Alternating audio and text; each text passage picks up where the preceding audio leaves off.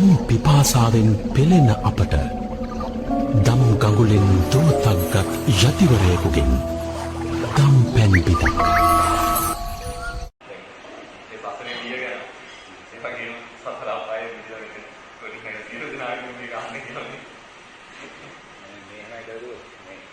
සංසාරයෙන් ඈතර වෙන්න ඉතලම සතර පායේදී අපි දකින්න ඕනේ. සංසාරේ දිය කියන එක දකින්න ඕනේ.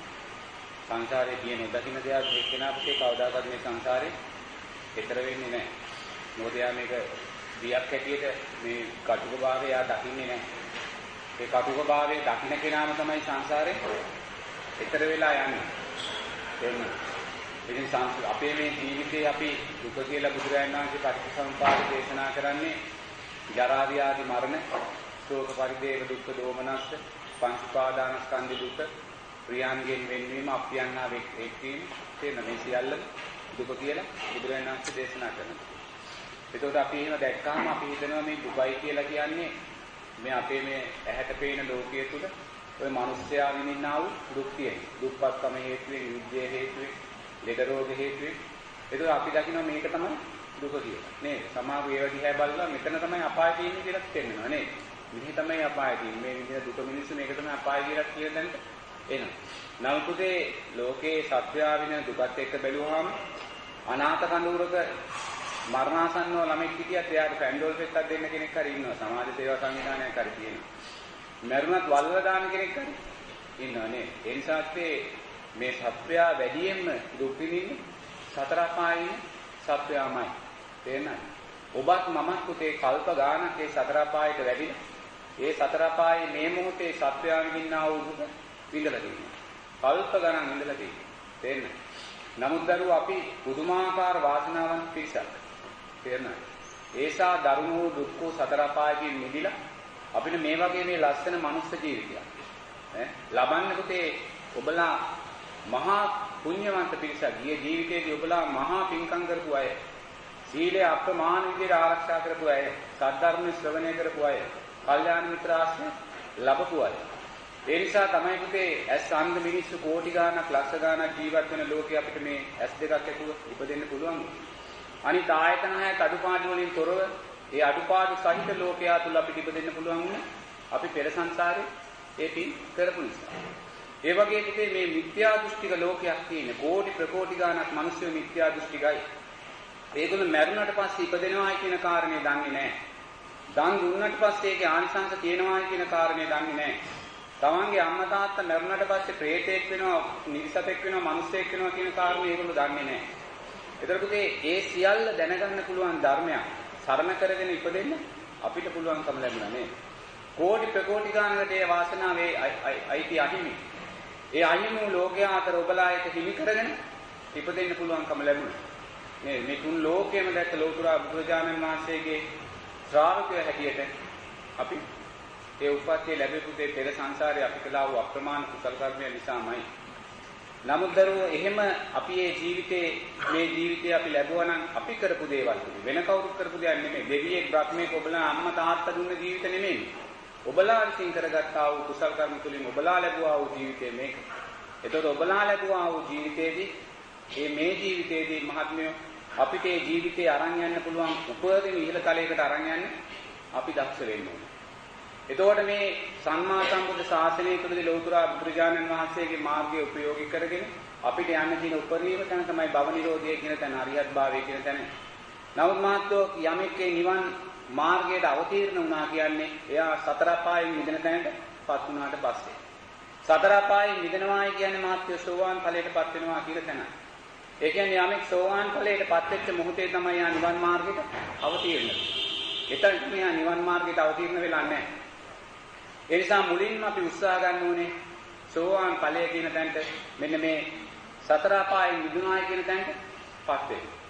මොකද ලෞතුරා බුදුරජාණන් වහන්සේ දේශනා කරනවා මේ ලෝකේ මහත්යෝ මේ නර්මදා නදියේ තියෙන වැලිකඩ සංඛ්‍යාවට වඩා බුදුරජාණන් වහන්සේලා පහළ වෙලා තියෙනවා කියලා. අපි දන්නේ අටවිසි බුදුරජාණන් වහන්සේලා විතරයි. අරසා විශාල බුදුරජාණන් වහන්සේලා පහළ වෙච්ච ලෝකික මහත්යෝ ඒ හැම ශාසනයකම අපි කවුරුන් හෝ සත්වයෙක් කියලා මෙතන ලෝකෙ හිටියා. එක්ක සතර අපායට වැටිලා, එක්ක දෙවියෙක් වෙලා, එක්ක මිනිස්සෙක් වෙලා, එක්ක බ්‍රහ්මෙක් වෙලා හිටියා.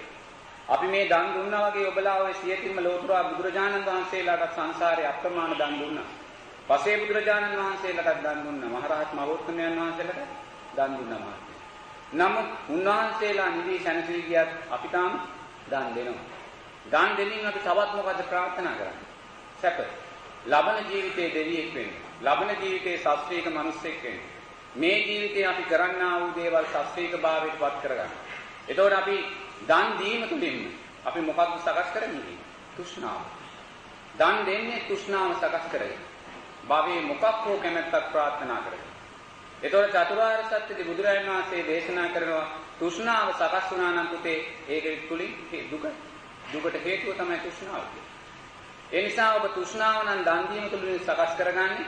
ඔබ සකස් කරගෙන තියෙන පුතේ දුකට පාරමයි. තේන දුකට පාරමයි සැපේට පාර නෙමෙයි. තේන. ඒ නිසා බුදුරජාණන් වහන්සේ හැම වෙලාවෙම දේශනා කරන දරුවෝ අපි දැන් මේ දන් දිවි ප්‍රාර්ථනා කළා ඇති. තේරුණාද? නෙක්ඛම්මයේ උදෙසාම අතහැරීම උදෙසාම භව නිරෝධයේ උදෙසාම දන් දෙන්නේ අපි සූදානම් වෙන්න කියලා. ඒ අපි ප්‍රාර්ථනා කරන්න අවශ්‍ය නැහැ. සතර අපායේ මිදීම අරමුණු කරගෙනම දන් දෙන්න. සතර අපායේ මිදීම අරමුණු සීලය ආරක්ෂා කරන්න. ඒ කොයි දෙයක් මේ සතර අපායේ මිදීම අරමුණු කරගෙන සිද්ධ කරන්න කියලා ලෞතර බුදුරජාණන් වහන්සේ දේශනා කරනවා. මොකද කවදා හරි භව නිරෝධය සාක්ෂාත් කරගත්තා කියන්නේ කවුරු හරි මම මේ ලෝකේ කවදා හරි රහත් වුණාත් මහත්යලා රහත් වුණාත් මාත්‍රේ භව නිරෝධය අවබෝධය කියන්නේ බුදුරජාණන් වහන්සේ මේ ඇහැ මගේ නෙමෙයි කියලා අතහැරිනවා. මේ ඇහැ නිසා සකස් වෙන්නා වූ පංච උපාදානස්කන්ධයේ පස්ස වේදනා සංඥා සංකාර විඥාන කාරණාව මටයි නෑ කියලා අනිත්‍යයි කියලා අතහැරිනවා. මේ ඇස වගේම අනිත් ඉන්ද්‍රියන් පහිනුත් ඒ ආකාරයෙන් සකස් වෙන්නා වූ පංච උපාදානස්කන්ධය අනිත්‍යයි කියලා එයාට අතහැරිනවා. ඒතකොට මේ ඇහැ නිසා නේද අපි ජීවත් වෙන්නේ. මේක රැකගන්න මේක මගේ කරගෙන නේද අපි ජීවත් වෙන්නේ. මේ අනිත් ඉන්ද්‍රියන් මේක මගේ කරගෙන ජීවත්. මේක උදෙසා නේද අපි මේ සියල්ල කරන්නේ. මේක රැකගන්න, මේක මගේ කරන්න, මේක පෝෂණය කරන්න, මේක නඩත්තු කරන්න නේද? මේකට කැමති රූප හොයලා දෙන්න, කැමති දේවල් ලබලා දෙන්න. එහෙනම් දරුවෝ කවදා හරි මේක මගේ නෙමෙයි කියලා අතහැර ගන්න. ඒතකොට ඒක උදෙසා තමයි අපි මේ දන් දෙන්නේ. මේක අපිට ඇහැ අතර ගන්න එකපාරට බෑ මගේ නෙමෙයි කියලා. නමුත් අපි ආයිත්තේ අපි මහන්සි වෙලා හරි හම්බ කරපු දේ අපේ දුවා දරුවන්ගේ පෝෂණයට කියන දේ අපේ පෝෂණයට කියන දේ අපි මේ අතහැර ප්‍රාර්ථනා කරන්නේ මහත්යෝ කවදා හරි දවසක මට මේ ඇස මගේ නෙමෙයි කියලා අතහැරෙන්නේ මේ ඇස නිසා සකස් වෙනා වූ පංච උපාදානස්කන්ධය මගේ නෙමෙයි කියලා අනිත්‍ය දුක්ඛ අනාත්ම වශයෙන් දැකලා අතහැරෙන්න ශක්තිය මේ දානය තුලින් ලැබේවා කියලා දන් දෙන්න ඕනේ කියලා බුදුරජාණන් වහන්සේ දේශනා කළා. තේරෙනවද? ඒ අර්ථයෙන්ම තමයි අපි සිද්ධ කරන්නේ මොකෝ මහත්මයා අපි සංසාරේ අරසා විශාල දන් දුන්නා. තේරෙනවද? අපි තාම සංසාරේ තුල ඉන්නේ. ලෝකයේ කියන කෙනෙකුට දෙන්න පුළුවන් ලොකුම දාණය තමයි අසිරිසි දාණය. අසිරිසි දාණය මහත්මයෝ දෙන්නේ එක ශාසනයකට එක්කනයි දෙන්නේ නැහැ. එතකොට මේ ගෞතම සම්මා සම්බුද්ධ ශාසනයේ අසිරිසි දාණය කියන එක දෙන්නේ මල්ලිකා දේවිය. කොසල් රජතුමාගේ දේවිය. ඒ අසිරිසි දාණය දෙන්නේ ඒ කාලේ කෝටි 80ක් වැය වෙනවා කියලා කියනවා. ඒකට ඇත්තු 500ක් ඉන්නෝනේ. බුදුරජාණන් වහන්සේ ප්‍රමුඛ රහතන් වහන්සේලා 500ක් ඉන්නෝනේ. ඒ රහතන් වහන්සේලා 500ට මුතුකුඩ ඉහළගෙන ඉන්නේ ඇත්තු 500. එතකොට කන්‍යාවන් රාජකුමාරිකාව 500ක් ඉන්නෝනේ රහතන් වහන්සේලාට පවන්සනයි. ඒසා මහා ශාස්ත්‍රීය දානයක් ඒක මහත්ය. නමුත් ඒ ශාස්ත්‍රීය දාණය දුන්නත් මල්ලිකා දේවිය මරුණට පස්සේ පුතේ අර තිරිසන් ලෝකේ ගැඩවිලක් වෙලා උප්පත්තිය ලබනවා. කොසල් රජතුමා එනවා බුදුරජාණන් වහන්සේගෙන් අහන්න ස්වාමීනි මේ මල්ලිකා දේවිය කොහෙද ඉපදුනේ කියලා අහන්න. බුදුරජාණන් වහන්සේ දිවසින් බලනකොට පේනවා අර ගැඩවිලක් වෙලා ඉපදිලා ඉන්නේ කියලා පණුකුලේක. බුදුරජාණන් වහන්සේ කියන්නේ නැහැ මඟ හරවනවා මේ ප්‍රශ්නේ අහන්න ඉඩ දෙන්නේ නැහැ කොසල් රජතුමාට. කොසල් රජතුමා 6 දවසක් එනවා මේක අහන්න. 6 දවසම ප්‍රශ්නේ අමතක කරනවා අහන්න ඉඩ දෙන්නේ නැහැ. 7 වෙනි දවසේ තමයි බුදුරජාණන් වහන්සේ දකින්නේ අර ගැඩවිලා අතලින් මිදිලා දිව්‍යතලයේ දිව්‍යාංගනාවක් කියලා උප්පත්තිය ලැබුණා. 7 වෙනි දවසේ තමයි බුදුරජාණන් වහන්සේ කියන්නේ ඔබේ දේවිය අන්න දිව්‍යාංගනාවක් වෙලා උප්පත්තිය ලැබලා තියෙනවා දිව්‍ය ලෝක කියලා එයා සතුටු කරනවා. ඒතකොට බලන්නත් අරසා විශාල දානයක් දුන්නා. තේරෙනවද? තමා ජීවිතේ කළා වූ කාමයේ වර්ධවා හැසිරීමේ අකුසල් කර්මයක් නැරෙන මොහොතේ අවසාන චිත්තය හැටියට සකස් වෙලා එයාට අර විපාක ලැබලා දුන්නා. එතකොට එයා කොච්චර දන් දුන්නත් උදේ අනිත්‍ය කියන සංඥාව වඩන්න පුරුදු වෙලා තිබ්බේ නැහැ. එයා මැරෙන වෙලාවේ එයාට මතක් වුණා වූ අකුසල් චිත්තය අනිත්‍යයි කියලා දකින්න දක්ෂ වුණා නම් තේරෙනවද? ඒ දක්ෂභාවය තුලින් එයා මේ මොහොතේම සෝවාන් වෙලා සෝවාන් දිව්‍යාංගනාවක් වෙන්න තිබ්බා. නමුත් අනිත්‍ය සංඥාව අතහැරීම පුරුදු කරලා තිබෙන්නේ අච්චර විශාල දානයක් දුන්නා. ඒක දකින්න දක්ෂ වෙලා තිබෙන්නේ නැහැ. ඒ නිසා මේ අවසාන හිතේ සකස් වුණා වූ රූපය එයා නිත්‍ය වශයෙන් ගත්තා. ගත නිසා ඊට අදාළ ප්‍රතිසංගි අතන වැටුණා. ඉතින් ඒ නිසා අපි හැම වෙලාවෙම ඒ ආකාරයෙන් දන් දීපු පිරිසක් සංසාරේ ඒකයි මහත්යෝ මහත්යලා තාම සතර අපායන් මිදිලාද නැද්ද කියන්නේ මම දන්නේ නැහැ. මිදිලා නැත්නම් අපි ඒ අරමුණු තුලේ දන් දීපු අයමයි. එක එක ප්‍රාර්ථනාවන් එක එක අපේක්ෂාවන් තියාගෙන බුදුරජාණන් වහන්සේ කියනවා අපි දන් පූජා කරන්න ඕනේ සිතේ අලංකාරය උදෙසා, සිතට පරිස්කාරයක් උදෙසා. මොන සිතටද? සමත විදර්ශනා සිතට. සමත විදර්ශනා සිත කියන්නේ මේ ලෝකයේ දුකයි කියලා දකින්නා වූ සිතට. මේ ලෝකයේ අනිත්‍යයි අනාත්මයි කියලා දකින්නා වූ හිතට. තේරෙනවද? මේ ලෝකෙන් මිදෙන්න ඕනේ කියලා දකින්න ඕනේ හිතට. ඒ හිත අලංකාරමත් කරගන්න. ඒ හිත ශක්තිමත් කරගන්න. ඒ හිත පරම්පරාව තව ශක්තිමත්ව ඉදිරියට අරගෙන යන්න. ශක්තියක් ඇටියටයි දන් දෙන්න කියලා ලෞතර බුදුරජාණන් වහන්සේ දේශනා කරන්නේ. තේරුණාද? ඒ නිසා අපි හැම වෙලාවෙම දන් දීම තුලින් වෙන ප්‍රාර්ථනා ඇති කරගන්න අවශ්‍ය නැහැ. මෙතනින් බස් එකක නැගලා කොළඹට යනවා නම් අපි කොන්දොස්තර මහත්තයාට කියන්නේ කොළඹට ටිකට් එකක් දෙන්න කියලා. අපි කවදාකවත් කියන්නේ දෙහිවල වැල්ලවත්ත බම්බල පිටි කොල්ලු පිටි කොළඹට ටිකට් එකක් දෙන්න කියලා. බස් එක කොළඹට යනකොට මහත්තයෝ මේ සියල්ල පව් කරගෙන යන්නේ. ඒ වගේ අපි මොන පින්කම කළත් නිවනම අරමුණු කරගෙන බව නිරෝධයම අරමුණු කරගෙන සතර අපායන් ඈතර වීමම අරමුණු කරගෙන පින්කම් කරන්න කියලා කියන්නේ අපි භවයට වැටුණොත් අපිට ආයම පින ලැබෙනවා. ශාස්ත්‍රීය ජීවිත ලැබෙනවා. අපිට නැවත ඒක අරමුණු කරන්න අවශ්‍ය නැහැ.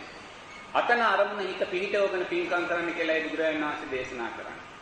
ඒ නිසා මාත්‍යෝ මේ සතර අපායන් ඈතර වෙන්න නම් කෙනෙකුට මුලින්ම සතර අපායේ තියෙනා වූ බිය දකින්න ඕනේ. අත්දකින්න ඕනේ. අපිට සතර අපායෙන් මේ ඇහැට පේන්නේ තිරිසන් ලෝකෙ විතරයි. වෙන සතරින් හතර අපිට පේන්නේ නැහැ. പ്രേත ලෝකේ, නිරය අසුර ලෝකේ අපිට පේන්නේ නැහැ. නමුත් තිරිසන් ලෝකේ සත්වයා විඳින්නා වූ දුක තේරෙනවද?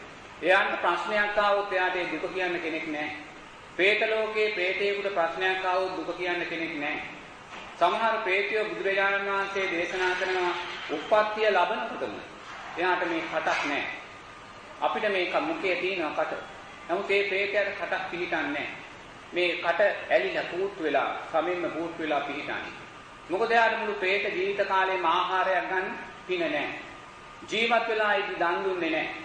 දන් දෙන අයට දන් දෙන්න දුන්නෙත් නැහැ. දන් දීමේ අගුණමයි කිව්වේ. දන් දීමෙන් ප්‍රතිඵල නැහැ කියලාමයි කිව්වේ. හම්බ කරන දේ කාලා සතුටු වෙන්නමයි අනිත් අයට කියලා කිව්වේ. එයා දුන්නෙත් නැහැ, අනුන්ට දෙන්න දුන්නෙත් නැහැ මහත්තයා. ඒතකොට ඒවේ අකුසල් කර්මය නිසා මැරෙන වෙලාවේ പ്രേත ලෝකෙට වැටිලා කටක් ඉපදෙන්නේ නැහැ යා. ජීවිතේටම කල්ප ගානක් යා പ്രേත ලෝකේ හිටියා.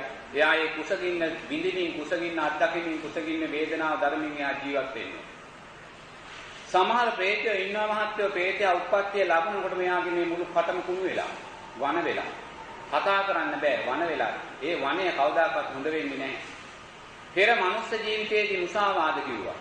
පිසුණු වචන කිව්වා, පරුෂාවාද කිව්වා, සම්ප්‍රප්පලාප කිව්වා. ඇත්ත වචනයක් කතා කළේ නැහැ. කතා කළොත් බොරුවක් කළේ. කතා කළොත් නරක වචනයක් කිව්වේ. කතා කළොත් කුණුහරුපයක් කිව්වේ. එතකොට මේවා කියලා මහත්තයෝ ඒවා අකුසල් විපාක නිසා අතන പ്രേත ලෝකේ ප්‍රතිසන්දියක් ලැබනවා, සීලයක් නැහැ. නමුත් එතන ප්‍රතිසන්දියක් ලැබුවාම ඉපදෙන මොහොතේම පුත්‍රයාගේ කට වන වෙලා කුණු වෙලා. කවදාකවත් මේ වේදනාව විඳ ඒ പ്രേත ලෝකේ ආන්නේ. සමහර പ്രേතියෝ ඉන්නවා, ඒ പ്രേතියෝ මහත්තයෝ ඉපදෙනකොටම මේ මුළු ශරීරෙම කුණු වෙලා වන වෙලා තියෙනවා. මුළු ශරීරෙම වන වෙලා කුණු වෙලා. පෙර ජීවිතේ කාමයේ වර්ධවා හැසිරීමේ වර්ධ කරලා. දැන් මේ කය කුණු වෙච්ච പ്രേතියට කාමයේ අවශ්‍යයි. නමුත් එයා කාමයේ ඉල්ලගෙන പ്രേතයෝ ළඟට යනකොට කිසිම പ്രേතයෙක් එයා ළඟට එන්නේ නැහැ.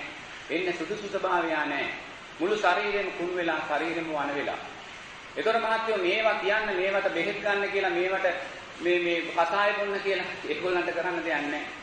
ඒගොල්ලෝ මේ දුක එහෙමම විඳින්න ඕන. ගැළවිල්ලක් නැහැ. ඒතකොට එහෙම දුක් විඳිනා වූ പ്രേත කොටස් අප්‍රමාණයි. මේ මනුස්ස මෙතන මිනිස්සු 1000ක් ඉන්න තැන പ്രേතයෝ දසදහස් ගාණක් ඉන්න පුළුවන්. ඒසා പ്രേත ලෝකය කියන්නේ විශාල ලෝකයක්. එතකොට මහත්තයෝ ඒ දුක අපි මමත් ඔබත් සංසාරේ අප්‍රමාණව විඳලා තියෙනවා. අප්‍රමාණව විදලා තියෙන්නේ. ඒතකොට නිරේ කියන කාරණේ ඊට වඩා මහා දරුණුයි. ඊට වඩා දරුණු කාරණා. නිරේ සත්වයා හැම වෙලාවෙම දුක් විඳින්න මහත්යෝ ගින්දරත් එක්ක යෝධියත් එක්ක. අප්‍රමාණව දුකක් ඒ වැඩිදිනවා. ගැලවෙන්න බෑ කල්ප ගණන් ඒවා දිගයි. එක ගෑනු දරුවෙක් පාසල් යන ගෑනු දරුවෙක් අවුරුදු 15යි වයස. ඒ ගෑනු දරුවට මහත්යෝ පුංචි කාලේදීම තාත්තා නැති වෙනවා. අම්මා විතරයි ඉන්නේ. දරුවා ඉපදිලා ටික දවසකින්ම තාත්තා වහ දීලා මැරෙනවා. දුප්පත් අය කුරුණෑගල දිස්ත්‍රික්ක පැත්තේ. මේ දරුවයි අයියයි නංගි ඉන්නේ. දරුවා අවුරුදු 15 වගේ වයසට එනකොට අම්මත් රට යනවා. මැද පෙරින්දක රැකියාවක් හොයාගෙන. දරුවා ඉන්නේ ආච්චි ළඟ. දැන් දරුවට පුංචි කාලේ තාත්තත් අහිමි වුණා. දැන් අම්මගේ කෙනෙක්ට අහිමි වුණා. දරුවා ඉන්නේ ආච්චි ළඟ. දැන් දරුවට කිසිම සෙනහසක් නැගෙනකොට මේ අවුරුදු 15 වයසේදීම දරුවා පන්තියේ ඉන්න ළමෙක් එක්ක ප්‍රේම සම්බන්ධයක් පටන් ගන්නවා. වෙන ඉතින් යාට කරන් රැකවරණයක් නැහැ. යාට අවුරුදු කාලින්වත් ආදරයක් නැහැ. දැන් මේ ප්‍රේම සම්බන්ධයක් පටන් ගන්නකොට මහත්තයෝ මේ පිරිමි ළමයා ගමේ ටිකක් ලොකු ළමෙක්. ලොකු පවුලක ළමෙක්. ඒගොල්ලෝ කැමති නැහැ මෙයාත් එක්ක මේ දරුවා සම්බන්ධ වෙනවා කියලා දැනගත්ත නිසා. ඒ කියන්නේ මහා විරෝධයක් මතුවෙනවා. ඒ කියන්නේ මේ විරෝධය මතුවෙනකොට අර පිරිමි ළමයා මොකද කරන්නේ? හිත අමාරු වෙන්න වහබීන මැරෙනවා. මේ පාසල් වයසේ ළමයා තේන්න වහබීන මැරෙනවා. මැරුණාට පස්සේ අර ගෑනු ළමයා මහා චෝදනාවක් එනවා ගමේ. මේ ඔබ නිසායි අපේ පුතා මැරුණේ කියලා. ඔබම අපේ පුතාව මරාගත්තා කියලා හැමෝම චෝදනා කරන්න ගන්නවා. මේ ළමයාට ඉස්කෝලේ යන්නත් බැරි වෙනවා. ඒතකොට මේ ළමයාට බෑට හීනෙන් පේනවා. තමන්ගේ මැරිච්ච පෙම්වතා සුදු ඇඳගෙන ඇවිල්ලා කියනවා ඔබ මගේ ලෝකෙට එන්න කියලා. දැන් මේ ළමයාට පේනවා. දැන් අපි ඔය හීන පේනවා කියන්නේ. මගේ ලෝකෙට එන්න කියලා අඬ ගන්නවා. ඉතින් මේ ළමයා මේවා දැකමින් යාගේ යාළුවන්ට කියනවා මගේ පෙම්වතා ඇවිල්ලා මට යාගේ ලෝකෙට එනවා කියලා අඬ ගන්නවා කියලා.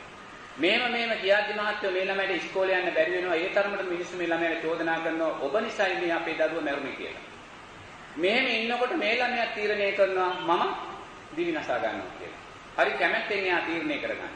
මමත් මගේ පෙම්වතාගේ ලෝකෙට යනවා එයා මට අඬ ගන්නවා කියලා එයා තීරණය කරගන්නවා මමත් එතෙන්ට යනවා කියලා. එහෙම කියලා මහත්තයෝ යාර වහලා තියෙන ඒගොල්ලන්ගේ පාළු ගෙදර ආච්චිගේ ගෙදර ඉන්න නිසා ඒගොල්ලන්ගේ ගෙදර වහලා තියෙන පාළු ගෙදරට ගිහිල්ලා එයා මේසෙක ඉඳ කොලයක් තියා කොලයක් කරන් පෑනක් කරන් බොහොම ලස්සන සංගමයෙන් එයා ලියුමක් ලියනවා. ඒ ලියුමක් ලියන්නේ මේ ලෝකේ තවත් මට ජීවත් වෙන්න බෑ. මම නොකල වරදකට මට හැමෝම චෝදනා කරනවා.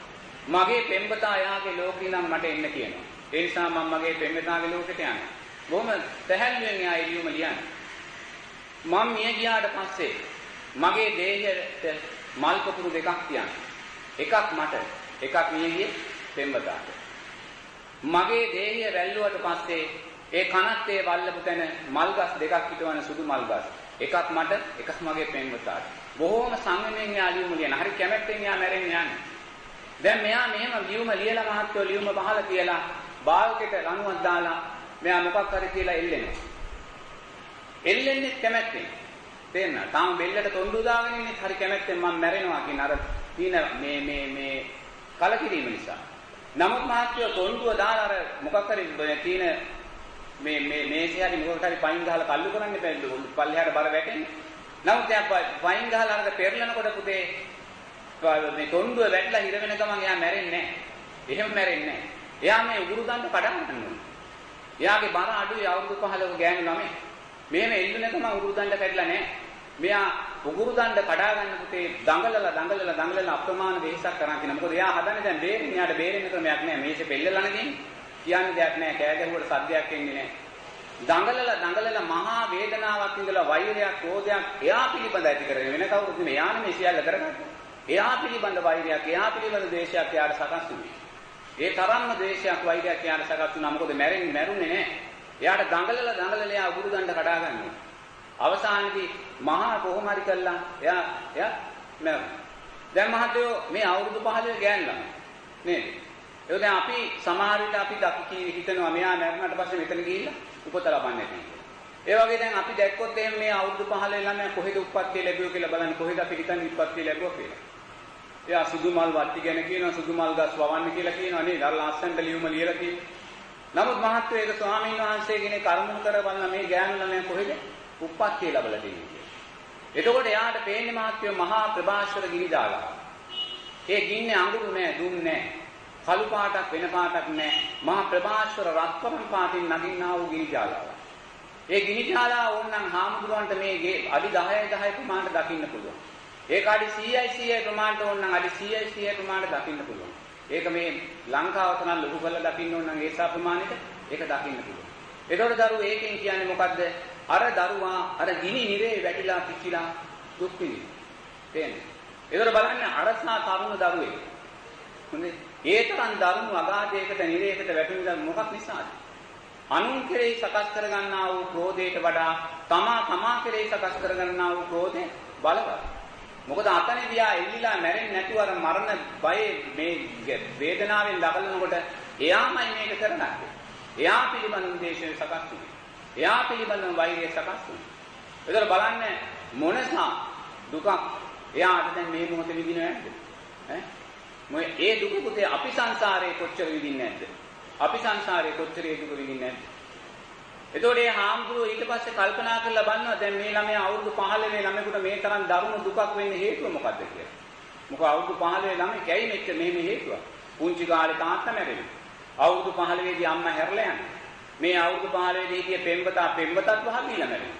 ඒතකොට මොකක්කෝ මහා අකුසල කර්මය මෙයාට තියෙන්නේ. එතකොට මේ ස්වාමීන් වහන්සේ අරමුණු කරලා බලනවා මෙයාගේ මේ ජීවිතේ ඉස්සෙල්ලා මෙයා මොන වගේ ජීවිතයක්ද ගත කරලා තියෙන්නේ කියලා. එතකොට අරමුණු කරලා බලද්දී වික්ෂුන් වහන්සේට පේන්නේ එයා භූත සත්වයෙක් හැටියට, බෝණෙක් වගේ භූත සත්වයෙක්. එයා කකුල් දෙක බිම තියාගෙන නෙමෙයි ඉන්නේ. එයා පාවෙන ස්වභාවයේ භූත සත්වයෙක් හැටියට උප්පත්තියක් ලැබලා තියෙනවා. ඔය භූත ස්වභාවයේ සත්වයා කියන්නේ භවයක් ඒක. එයාට ඇසකන ඉන්ද්‍රියන් 6 තියෙනවා. ඒවා බාහිර රූපයක ස්පර්ශ වෙනා පංච උපාදානස්කන්ධය සකස් වෙනවා. එයා සත්වෙක්. නමුත් එයා කකුල් දෙක පොළවේ තියාගෙන නෙමෙයි ඉන්නේ. ප්‍රේතයා ඉන්නේ කකුල් දෙක පොළවේ තියාගෙන. නිරිසතෙක් ඉන්නේ කකුල් දෙක පොළවේ තියාගෙන. එතකොට අසුරයෙක් ඉන්නේ මුහුදේ කිමිදි. නමුත් මෙයාගේ ස්වභාවය පාවෙනවා. කකුල් දෙක බිම නෙමෙයි. එතකොට මේ පාවි ඉන්න කෙනා තමයි ඔය බලංගොඩ ආනන්ද මෛත්‍රී හාමුදුරුවෝ එහෙම කියන්නේ අන්තර්භවය කියලා. අන්තර්භවය කියලා දෙයක් ධර්මයේ නෑ. එතන භවයේන ස්වභාවය. එතන සත්වයෙක් ඉන්නේ. නමුත් ඒ සත්වයා මැරෙන වෙලාවේ එයාට ඕලාරික හිතක්, ශක්තිමත් කුසල අකුසලයක් සමහරුන්ට සකස් වෙන්නේ නැහැ. ඔය පුංචි කාලේ ළමෙක් මැරුණාම ශක්තිමත් මැරෙන වෙලාවේ ශක්තිමත් කුසලයක් අකුසලයක් මතක් වෙන්නේ නැහැ. ඔය නිින්දෙන් මැරෙන අයට, අසීයෙන් මැරෙන අයට ශක්තිමත් කුසල අකුසල අවසාන කිසිසක් සකස් වෙන්නේ නැහැ. ඒක ඕලාරිකව සකස් වෙන්නේ. එහෙම වෙලාවට යන්නත් අර වගේ භූත ස්වභාවයකට වැටෙනවා. එතන භවයක්, එතන සත්වයක්. එතකොට මේ භූත ස්වභාවයකට වැටෙන සත්වයාට ඔය 7 දවසේ පින්කම ගොඩාක් වටිනවා. පාංශකූල පින්කම ගොඩාක් වටිනවා. මොකද එවැනි පින් වලින් අර එකපාරට අවදි වෙනවා. ඒ අවදි වෙලා යා ඊළඟ චිත්තේ සකයි. එතකොට හාමුදුරුවන්ට පේනවා මේ ගෑනු දරුවා ඉස්සෙල්ලා ජීවිතේ අර භූත ස්වභාවයේ සත්වේ. ඊට පස්සේ භූත ස්වභාවයේ ඒ සත්වෙක් නම් එයාගෙන් වරද අකුසලයක් වෙන්න විදියක් නැහැ. හාමුදුරුවෝ අරමුණු කරලා බලනවා ඊට ඉස්සෙල්ලා ආත්මභාවය මෙයා කවුද කියලා. එතකොට හාමුදුරුවෝ දකිනවා මෙයා අවුරුදු 7ක විතර ගෑනු දරුවෙක්. අවුරුදු 7 විතර එයා මැරිලා. තේරෙනවද? එතනක් ගෑනු ජීවිතයක් ලැබෙන්නේ අවුරුදු 7 විතර එයා මැරිලා. එතකොට ඒ අවුරුදු 7 දී මැරුණ නිසා තමයි යම් හේතුවක් නිසා අර ශක්තිමත් කුසල අකුසල චිත්තය සකස් නොවුනේ. කුංචි දරුවා නිසා. ඒ නිසා එයා අර භූත ස්වභාවයෙන් බැහැගත්තා. නමුත් දුන්නා වූ කුසලයක්, දුන්නා වූ පාංශකූලයක් මොකක් හරි හේතුවෙන් තමයි අර මේ ජීවිතයේ අම්මගේ මව් කුසකට එයා බැස්සේ දුප්පත් තැනක දුප්පත් වෙලා බැහැගත්තේ. එහෙනම් අර අවුරුදු 7 ගෑනු දරුවෙක් දිනුත් මහත්වෝ මේසා අකුසලයක් වෙන වැරද්දක් වෙන්න බෑ. හාමුදුරුවෝ ඊට පස්සේ අරමුණු කරලා බලනවා ඊට ඉස්සෙල්ලා ජීවිතේ මොකද්ද මෙයා කොතනද හිටියේ කියලා. එතනදී හාමුදුරුවන්ට දකිනවා මෙයා අවුරුදු 25ක 30ක කාන්තාවක් හැටියට මහත්වෝ එයා කුසේ ඉන්න දරුවා, තමන්ගේ ගර්භාෂයේ ඉන්න දරුවා අතින් පොඩි කරන්නේ ගබ්සා කරනවා. තමන්ගේ කුසේ ඇති වුණා වූ දරුවා මොකක් හෝ හේතුවක් නිසා එයා විසින්ම ගබ්සා කරලා මරා දානවා. අනේ බලන්න ආත්ම 3කට ඉස්සෙල්ලා යා කරපු අකුසලයේ. ඒ තමන්ගේ කුසේ පිහිටියා වූ දරුවා මරා දැමීම නිසා එයා ඊළඟ ජීවිතේ කොහොම හරි මනුස්ස ලෝකෙට බහිනවා. මොකක් හරි කරපු පින්කමක් සිහිපත් වෙලා. නමුත් කාන්තාවක් වෙලා බැස්සත් අඩු ආයුෂෙන් මැරෙනවා. අවුරුදු 7 වගේ වයසේදී. තේරෙනවද හේතුඵල ධර්ම අකුසල විපාකේ බලවත් නිසා. එතකොට එතනින් මැරිලා ගිහිල්ලා භූත ස්වභාවයේ සත්වයක කිරුක්මත් කියලා ගන්න. එතනිනුත් පැනලා මේ ජීවිතේදී අර දුප්පත් ගමේ අම්මට තාත්තට ඉපිනවා. නමුත් එයා ලෝකෙට බිහි වෙලා ටික දවසකින් තාත්තත් අහිමි වෙනවා. කර්ම විපාකේ මොකද එදා කුසේ හිටිය දරුවෝ මරලා අයින් කළා. අම්මා කෙනෙකුගේ තාත්තා කෙනෙකුගේ ආදරේ ලබන්න අවස්ථාව තිබ්බ දරුවෙක් වයි මරලා අයින් කළේ. ඒ නිසා පුංචි කාලේ ඉන්න තාත්තගේ රැකවරණේ අයින් වුණා. එතනින් අයින් වෙලා ඊළඟට එහෙම ඇවිල්ලා අම්මගේ රැකවරණෙත් අයින් වුණා. පෙම්වතා ළඟට ගියා පෙම්වතත් ජීවිනාසාගත්තා. ඒ සියල්ලම නිකන් ලස්සනට සිද්ධ වෙනවා ඇමිල්ලා. එතකොට මේක ජීවිත කාල 3කට ඉස්සෙල්ලා භව 3කට ඉස්සෙල්ලා කළා වූ අකුසලේ මේ මොහොතේ මේ ජීවිතයේදී ඒ ආකාරයෙන් දරුණු ආකාරයෙන් විපාක දීලා මහත්යෝ අප්‍රමාණ දුකකටපත් වෙලා අද යා දුක් විඳින. ඒ දුක අපි විඳිලා තියෙනවා කල්ප ගන්න. ඒ ගින්දරත් යෝගියත් එක්ක. ඒ සතර අපායේ බය. තව එක මහත්යෙක් හිටියා අවුරුදු 90ක් විතර ජීවත් වෙච්ච මහත්මයෙක්. බොහෝම සිල් ගන්නවා සිල් සමාදන් වෙනවා එහෙම මුකුත් කරන්නේ නේ. නමුත් බොහොම ගුණවතෙක් සිල්වතෙක් හැටියට තමයි ජීවත් වෙන්නේ. නේ. අපි මොනේ පින්කම කරන්න ඕනේ මහත්යෝ ලෝකයාට පේන්න නෙමෙයි. අපි සිල් ගත්තා දන් දුන්නත් අපි මොන දේ කළත් ඒක ලෝකයාට පේන්න කරලා වැඩක් නැහැ. ලෝකයාගෙන් මුදනම ගන්න කරලා වැඩක් නැහැ. මොකද මහත්යෝ ජූරිය තියෙන්නේ අපි තුලයි. විනිශ්චය තියෙන්නේ අපි තුලයි. ලෝකයාගෙන් නෙමෙයි ලෝකයාට බය වෙන්න අපිට අවශ්‍ය නැහැ. ලෝකයාට මුකුත් කරන්න බෑ අපිට. ජූරිය කියන දේ තියෙන්නේ අපි තුලයි. ජූරි සභිකයෝ මහත්යෝ 5 දෙනෙක් ඉන්නවා. මේ 5 දෙනා කොයිම වෙලාවකත් එක පේලියට ඉඳගෙන ඉන්නේ නැහැ. එක්කෙනෙක් ඉඳගෙන ඉන්නවා එයා අනිත් වෙලාව තමයි දෙවෙනි එක්කනා වාඩි වෙන්නේ. දෙවෙනි එක්කනා ඉඳගෙන ඉන්නවා එයා අනිත් වෙලාව තමයි තුන්වෙනි එක්කනා වාඩි වෙන්නේ. තුන්වෙනි එක්කනා ඉඳගෙන ඉන්නවා එයා අනිත් වෙලාව තමයි හතරවෙනි එක්කනා වාඩි වෙන්නේ. හතරවෙනි එක්කනා ඉන්නවා එයා අනිත් වෙලාව තමයි පස්වෙනි එක්කනා වාඩි වෙන්නේ. නමුත් මෙතන කොයි වෙලාවකවත් දෙන්නෙක් හිටියද? නැහැ. එක්කෙනෙක් අනිත් වෙලාවයි අනිත් එක්කනා වාඩි වෙන්නේ. මේ ජූරි සභිකයන් 5 දෙනා තමයි මහත්යෝ තීන්දුව ගන්න විනිශ්චය දෙන්නේ. මේ ජූරි සභිකයන් 5 දෙනා වෙන කවුරුත් නෙමේ පස්ස වේදනා සංඥා සංකාර විඥාන කියන 5 දෙනා. ඒ 5 දෙනායි ජූරිය. මේකේ අවසාන තීන්දුව ගන්න විඥානයයි. ඒ නිසා අපි කොච්චර ලෝකෙට පේන දේවල් කළත් උතේ වැඩක් නැහැ. විනිශ්චය තියෙන්නේ මෙතන. මෙයා දන්නවා මේක හොරයක් මේක බොරයක් මෙයාගේ අවංක භාවයක් චේතනාවක් නැහැ කියලා. ඒ නිසා ලෝකෙට පේන්න අපි කරලා වැඩක් නැහැ. අපි අවංකවම මේ සංසාරයේ බය දැකලා මේකෙන් මිදෙනවා කියන තැන අරමුණු කරගෙනයි කරන දේ කරන්නේ. නමුත් අර මහත්යෝ එහෙම කළේ නැහැ. එයා දැනගෙන හිටියේ නෑ ජූරිය තියෙන තමා තුලයි කියලා. එයා හිතුවා ජූරිය තියෙන ලෝකයේ තුලයි කියලා. එයා ලෝකේ නැමැති ජූරියෙන් ලකුණු ගන්න තමයි බැලුවේ. එහෙම ගන්න බැලුවත් මහත්යෝ එයා අවුරුදු 90ක් විතර ජීවත් වෙලා. එයා මැරෙනවා. මැරෙන්නේ අවුරුදු 5ක් විතර ගොඩාක් දුක් විඳලා. ගොඩාක් දුක් විඳලා මැරෙන්න මාසයකට ඉස්සෙල්ලා අතපය බැඳලා ඇඳේ හිටියේ. එච්චරට මෙයා දුක් විඳලා මැරුණා. මැරුණාට පස්සේ මහත්තයෝ එයාගේ දරුවෝ කියනවා අපේ තාත්තා සුදු සරමයි කම්සේ ඇඳගෙන අපේ ගේ දොරකඩට ඇවිල්ලා ඉන්නවා කියලා. අර ගෑනු ළමයාට අර පිරිමි ළමයා පේනවා වගේ. අර ළමයා පිරිමි ළමයා පේනවා වගේ. ඉතින් ඒ වගේ කියනවා. නමුත් භික්ෂුන් වහන්සේ නමක් අරමුණු කරලා බලනකොට මහත්තයෝ මේ මැරිච්ච මිනිස්සයා වයසක මිනිස්සයා කොතනද ඉන්නේ කියලා. තේරුණාද? භික්ෂුවට පේනවා කළු වතුර වලක්. ඒක හරිම කළුයි. ඔය මහා රැස්ස වෙලාවට පිටකොටුවේ කාණු ඉතුරුවාම මාළු මාකට් එකේ අර තියෙන කළු තියෙනවා නේද? අපවිත්‍ර කළුවක්. ඒ වගේ භික්ෂුවට පේන්නේ කළු වතුර වලක්. තේරුණාද? ඒ කළු වතුර වල අපි කියමු උණුවත් රස්නයක් දාලා ලිපක් දාලා අපි උණු කරනවා. ඒ උණු කරනකොට මේක රත් වෙනකොට මොකද වෙන්නේ? ජෑන් කිරි තරමට බුබුලු නගිනවා. රත් වෙන බුබුලු නගිනවා. තව මේක රත් කරන්න මේක දෙහි කිරි තරමට බුබුලු ලොකු වෙනවා. තව රත් කරන්න මේක පේර කිරි තරමට ලොකු වෙනවා. තව රත් කරන්න මාත්‍ය මේක බෙලි කිරි තරමට ගොජ ගාලා බෙලි කිරි තරමට උතුරනවා. මෙන්න මේ කළු වතුර ප්‍රමාණය ඒකත් ඕන තරම් විශාල කරලා භික්ෂුවට දකින්න පුළුවන් සමාධිය. මේ කළු වතුරේ මහත්ය අර කුණු අප්‍රසන්න කළු වතුරේ අර බෙලි ගෙඩි තරමට ඒක උතුරනවා යෝධිය. බෙලි ගෙඩි වගේ බුබුලු දදා බුරබුරා උතුරනවා. පුතේ අර මිනිසයා ඒ බුබුලු දාන යෝධියේ නිරේ පැහැෙනවා. දුව පුතා හිතන් ඉන්නවා සුදු ඇඳුමක් කරන් දොරකොටට ඇවිල්ලා ඉන්නවා කියලා. එහෙමයි දැනුත් හිතන් ඉන්නේ. නමුත් ඒ මිනිසයා අර යෝධියේ නිරේ අර බෙලි ගෙඩි තරමට බුබුලු දදා නලියෙන ගිහියන් වෙච්ච නිරේ පැහැෙනවා. බුදුරජාණන් වහන්සේ දේශනා කරපු නිරයන් 117න් එකක් පැහැෙනවා ඒකේ. නමුත් දරුවෙක් කියන සුතුරේ කම්සේ නම් අපේ තාත්තා එනවා දොරකොට්ට කියලා. ඒතර හාමුදුරුවෝ අර බලනවා මේසා දරුණු තැනකට මෙයා වැටෙන්න මොකද්ද කරපු අකුසලයේ ගියා. අකුසල තියෙන්නේ බෑ මාත්‍ය මෙච්චර කල් දැන්. හාමුදුරුවෝ හිතන්නේ මෙයා මෙහෙම තැනකට වෙන්න වෙත් පුළුවන් කියලා. ඒතර එහෙම නාම හාමුදුරුවෝ හේතුඵල හොයලා බලනවා මේ මොකද්ද කියලා. ඒ බලනකොට තමයි හාමුදුරුවෝ දකින්නේ මහත්යෝ මේ මිනිසයා මහා කාමයෙන් අන්ධ වෙච්ච මිනිසෙක්. තිරිසන් සතුන් එක්ක පවා කාමයෙන් හැසිරලා තියෙනවා. මැරෙන මොහොතපත් තා මත්පැන් පාවිච්චි කළා කියනවා. කොතන බෙතාවත් සිල්වතෙක් වශයෙන් ලෝකයේ තුල හිටියත් අභ්‍යන්තරයේ තුල සීලයක් තිබිලා නැහැ. අනුන්ගේ දියුණුවක් දකින්න කොයිම වෙලාවකත් කැමති නැහැ. එයා දියුණු වෙනවා දකින්න කැමති. එයාගේ දරුවෝ දෙන්න තුන් දෙනා හතර දෙනා විතරයි. ලෝකයා දියුණු වෙනවා දකින්න එයා කැමති නැහැ. ඒ වෙනුවෙන් අප්‍රමාද දේවල් එයා කරලා තියෙනවා. යන්ත්‍ර මන්ත්‍ර ගුරුකම් කරලා අනුන්ට ඔය හුණියන් කියන දේවල් එයා කරලා තියෙනවා. ඒ ටික ඇහුවාම මාත්‍යෝ ඉන් එහාට හොයන්න අවශ්‍ය නැහැ. ඊට අදාළ තැන ඇතන. තේරෙන්නේ? ඒක බලන්න අද ලෝකයා ජීවත් වෙන ක්‍රමයක් එක්ක අපිට මොනතරම්නම් දුකක් ඒ සත්‍යය විඳිද කියලා නේ. ඔය අපිට නොපෙනෙනා වූ ලෝකේ. නමුත් ඔය ලෝකයේ තුල අපි දුක් විඳා කල්ප ගණන් වැටිලා. නමුත් අපි මේ මොහොතේ සතර අපායෙන් මිදලා නැත්නම් අපි තාම එතනින් මිදලා නැහැ. එතනට වැටෙන ස්වභාවයෙන් අපි ඉන්නේ. වැටෙන ස්වභාවයෙන් අපි ඉන්නේ. තිරිසන් සත්වයා ගත්තත් එහෙමයි.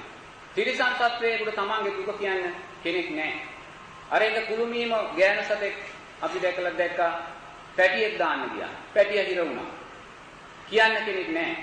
දැන් පැටිය හිර වෙලා යෝනි මාර්ගය තුල එයා පුදුමාකාර දුකක් විඳලා දවස් දෙකක් හරි හවස ඇවිල්ලා අර වැබට බැස්සා වේදනාවෙන් වතුර බොනවා. කරන්න දෙයක් නැහැ. මහා වේදනාවට බහිලා වතුරට බහිනකොට පුතේ වතුරේ වැවේ ඉන්න කිඹුලා ඇදලා ගත්ත සකාව. පන පිටින්ම අර මීහරකව කෑලි කඩන් කනවා. ඒතර අර පැටියා අතන හිර වෙලා යා මරණීය වේදනාවටපත් වෙලා යා මැරෙනවා. එතකොට මේ සත්තු දෙන්න අම්මයි දරුවයි මොන දුකක් විඳින්නේ නැද්ද? කාට කියන්න දේ දුක? වින්නබු අම්මා කෙනෙකුට කියන්නද රෝහලකට යන්න දොස්තරලනේ. එයා තනියම මේක විඳ ගන්න ඕන මහත්තයෝ. එතකොට මේ පස්සේ තියෙන මේ දෙන්නම පෙර ජීවිතේ මිනිස්සු. ඒ කුළුමීම ගෑන් සතාත් මිනිස්සෙක් පෙර ජීවිතේදී කාන්තාව. අර හිර වෙලා මැරිච්ච පැටියත් පෙර ජීවිතේදී මිනිස්සෙක්. නමුත් මිනිස්සෙක් හැටියට මහත්තයෝ ගුණධර්ම රැකේ නැහැ, සීලයක් ආරක්ෂා කළේ නැහැ. ඒ නිසා තිරිසන් ලෝකෙට වැටුණා. ඒ වැටිලක් කළා වූ කර්මයන් විපාක දෙනවා. එතකොට ඒව දුක කියන මහත්තයෝ කෙනෙක් නැහැ. ඒ වගේ මුළු තිරිසන් ලෝකයම කියන්නේ ඔය දුකමයි, වෙන දෙයක් නෙමෙයි. එතකොට මෙන්න මේ දුක මේ සංසාරයේ බය මහත්තයෝ අපි උදේ රැ දකින්න ඕනේ. අපි ලෝකයේ දකින්නවා වගේ අපේ ඉඩකඩම් බලනවා වගේ අපේ දුවා දරුවන්ගේ මූණ බලනවා වගේ අපි හරියම්බ කරපු දේ අපේ වස්තු අපේ ව්‍යාපාර දිහා බලනවා වගේ මහත්තයෝ අපි මෙන්න මේ සතර අපායේ දුක දවස් ගානේ මනසින් හිතමින් දක්මින් බලන්නේ. ඒ දුක දැක්ක කෙනාමයි මහත්තයෝ මේ සංසාරේ ගැලවිලා යන්නේ. වෙන කෙනෙක් නෙමෙයි. එතකොට බුදුරජාණන් වහන්සේ දේශනා කරනවා මේ සතර අපායෙන් ඈතර වීම උදෙසා ඔබ කුමක්ද කළ යුත්තේ කියලා. මොකද ලෞතර බුදුරජාණන් වහන්සේගේ කාලේ හිටිය විසාකාව අනේ පිරිසිදුතුමා නකුල මාතා නකුල පියා මේ දසදහස් ගණන් හිටියා. ඒගොල්ලෝ සතර අපායෙන් මිදිලා. නැවත සතර අපායකට ඒගොල්ලෝ වැටෙන්නේ නැහැ. මේ වගේ දසදහස් ගණන් හිටියට මහත්තයෝ අද අපිට එතෙන්ට යන්නේ මහා වෙහසක් වීරයක් ගන්න වෙනවා. මොකද බුදුරජාණන් වහන්සේගේ කාලේ ලෞතර බුදුරජාණන් වහන්සේ ධර්ම දේශනා කරද්දී 1000ක් බණ අහන්නා වූ මහත්වෝ උන්වහන්සේ ධර්මයේ ඉවර කරනකොට 750 සෝවාන් වෙලා 100ක් අකුරු මේ අනාගාමී වෙලා. මොකද බුදුරජාණන් වහන්සේගේ දෙතිස් මහා පුරුෂ ලක්ෂණ දැක්කාම උන්වහන්සේගේ සම්මා සම්බුද්ධ අසිරිය දැක්කාම උන්වහන්සේ ධර්ම දේශනා කරන අසිරිය දැක්කාම ඒවා තුනම ශ්‍රද්ධාව සකස් වෙනවා. ගෞරවය සකස් වෙනවා. උන්වහන්සේ අතහැරියා වූ දේ එදා මිනිස්සු දකින්න.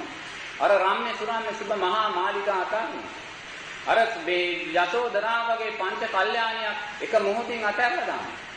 රාහුල වගේ රාජකුමාරයෙක් කල්ප ගාන පෙරම් පුරාගෙන ආපු රාජකුමාරයෙක් බලන්නේවත් නැහැ. ඉපදුන දාම අතහැරලා දාලා යන්නේ. එහෙම කාටනම් කරන්න පුළුවන්ද? අපිට පුළුවන් ද අපේ ගේ දොර එක පැයක් අතහැරලා ඉන්න? අපේ දරුව පැයක් ගෙදර ඉන්න පුළුවන් බැරි වුණොත් ප්‍රමාද වුණොත් අපිට මොනතරම් අපි සංකාවටපත් වෙනවද? එතකොට මහත්වෝ අර අසිරිය අර අතහැරීම එදා මිනිස්සු දැක්ක ඇස්සොලි. අපිට මේ පොතෙන් බලලයි අපිට කියන්නේ. ඒව දකිද්දි මහත්වෝ බුදුරජාණන් වහන්සේගේ ධර්මය ඇහෙනකොටම ශ්‍රද්ධාව සකස් වෙනා ඉවරයි. ගෞරවය සකස් වෙනා ඉවරයි. දහක් වාඩි වුණොත් 750ක් සෝවාන් වෙලා 100ක් අරිහත් භාවයටපත් වෙලා. නමුත් ඒ වාසනාව මාගේ මහත්වෝ අපිට අඩුයි. අපිට නැහැ. ඒ නිසා එදා බුදුරජාණන් වහන්සේලා අර සුනීතල පටාචාර්යලාව සොයාගෙන ගිහිල්ලා මේ ධර්මය කියලා දීලා ධර්ම මාර්ගයට ගත්තා වගේ අපේ ළඟට ඇවිල්ලා කියලා දෙන්න බුදුරජාණන් වහන්සේ කෙනෙක් ලෝකේ නැහැ. ඒ කරුණ මහා කරුණාවෙන් ඉන්න බුදුරජාණන් වහන්සේ කෙනෙක් නැහැ. ඒ නිසා මාත්‍යෝ අපි විසින් දැනගන්න ඕනේ අපි කවුද කියලා. තේරෙනවද? මා තුල මොකක්ද තියෙන ශක්තිය කියලා මම දැනගන්න ඕනේ. මේසා මිත්‍යා දෘෂ්ටික ලෝකයක් තුල අපිට මේ වගේ ධර්මයක් අහන්න, මේ වගේ ධර්මයක සරණ යන්න අපිට පුළුවන්කම ලැබෙන දුකේ මේ ජීවිතයේදී අරිහත් වෙන ශක්තිය ඔබ දරාගෙන තියෙන නිසාමයි. ඒක කියන්න බුදුරජාණන් වහන්සේ කෙනෙක් නෑ. බුදුරජාණන් වහන්සේ කෙනෙක් හිටියනම් ඔබගේ ඉන්ද්‍රිය පරෝපරියක් ඥාණයෙන් බලලා කියාවි ඔබ මේ ජීවිතේ භවනිරෝධය සාක්ෂාත් කරනවා කියලා. එහෙම කියලා ඊට අදාළ ධර්මයක් දේශනා කරලා අර ශක්තිය මතු කරලා කැටි කරලා අරගෙන ඔබට ඒ ඵලය ආරම්භ දෙයි. නමුත් එහෙම කරන්න කෙනෙක් නෑ අපිට. ඒ නිසා ඔබව විනිශ්චය කරගන්න ඕනේ. තමාව පිහිට කරගන්න ඕනේ. තමාට පිහිට වෙන්න වෙන කෙනෙක් නෑ. අම්මා තාත්තට බෑ අපිට පිහිට වෙන්න. ගුරුවරයෙකුට බෑ අපිට පිහිට වෙන්න. වෙනයම් සමාජ නායකයෙකුට බෑ අපිට පිහිට වෙන්න. අම්මා තාත්තා අපිට කියන්නේ පුතේ හම්බු කරන්න, ඉගෙන ගන්න, උපාධියක් ගන්න, රැකියාවක් කරන්න, ගියක් දොරක් හදන්න, බැංකු ගිණුමක් පටන් ගන්න, දුවදරුවෙක් හදන්න, මොනුපුර හදන්න අපිට දකින්න අපිව අනාගතේ සලකන්න. එතකොට අම්මා තාත්තා කියන්නේ එහෙනම් අපිට දුකට පාර පෙන්නගෙන. නමුත් ඒ සියල්ල කරන්නේ ආදරයෙන් තමයි. ආදරයෙන් උනත් පුතේ පාර අපිට පෙන්නලා තියෙන්නේ දුකට පාර පෙන්නලා තියෙන්නේ. බුදුරජාණන් වහන්සේ නම කවදාකවත් අපිට දුකට පාර පෙන්නන්නේ නැහැ.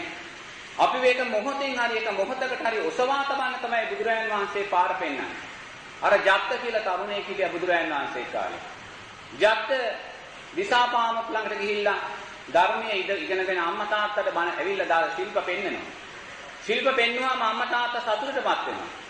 සතුටටපත් වෙලා ගුරු පඬුරු දීලා කියනවා දිසාපාමොක්ට පූජා කරලා එන්න කියලා. කැලේ මැද්දෙන් අර රංකාවුන් අරගෙන යනකොට බුදුරජාණන් වහන්සේ දිවසින් දකිනවා මේ ජත්තව තව මොහොතකින් මරනවා කියලා. පෙර අකුසල් විපාකයක් නිසා. බුදුරජාණන් වහන්සේ ගිහිල්ලා ගහක් මුල වැඩ ඉන්නවා කැලේ මැද්දේ. ජත්ත එනවා. ජත්ත එනකොට බුදුරජාණන් වහන්සේ ළඟ බුදුරජාණන් වහන්සේ දැකලා ජත්ත නවතිනවා. නැවතුණාම බුදුරජාණන් වහන්සේ අහනවා ජත්ත ඔබ තෙරුවන් ගැන දන්නවද කියලා. ජත්ත කියනවා නෑ කියලා. මොකද මිත්‍යා දෘෂ්ටික බමුණුකව තරුණේ. ඔබ කැමතිද තෙරුවන් ගැන දැනගන්න? ඔබ කැමතිද තෙරුවන් සරණ යන්න කියලා? ජත්ත කියනවා කැමතියි කියලා. එයාට හිත එනවා එකපාරට කියන්න බුදුරජාණන් වහන්සේගේ අසිරිය දැක්කම.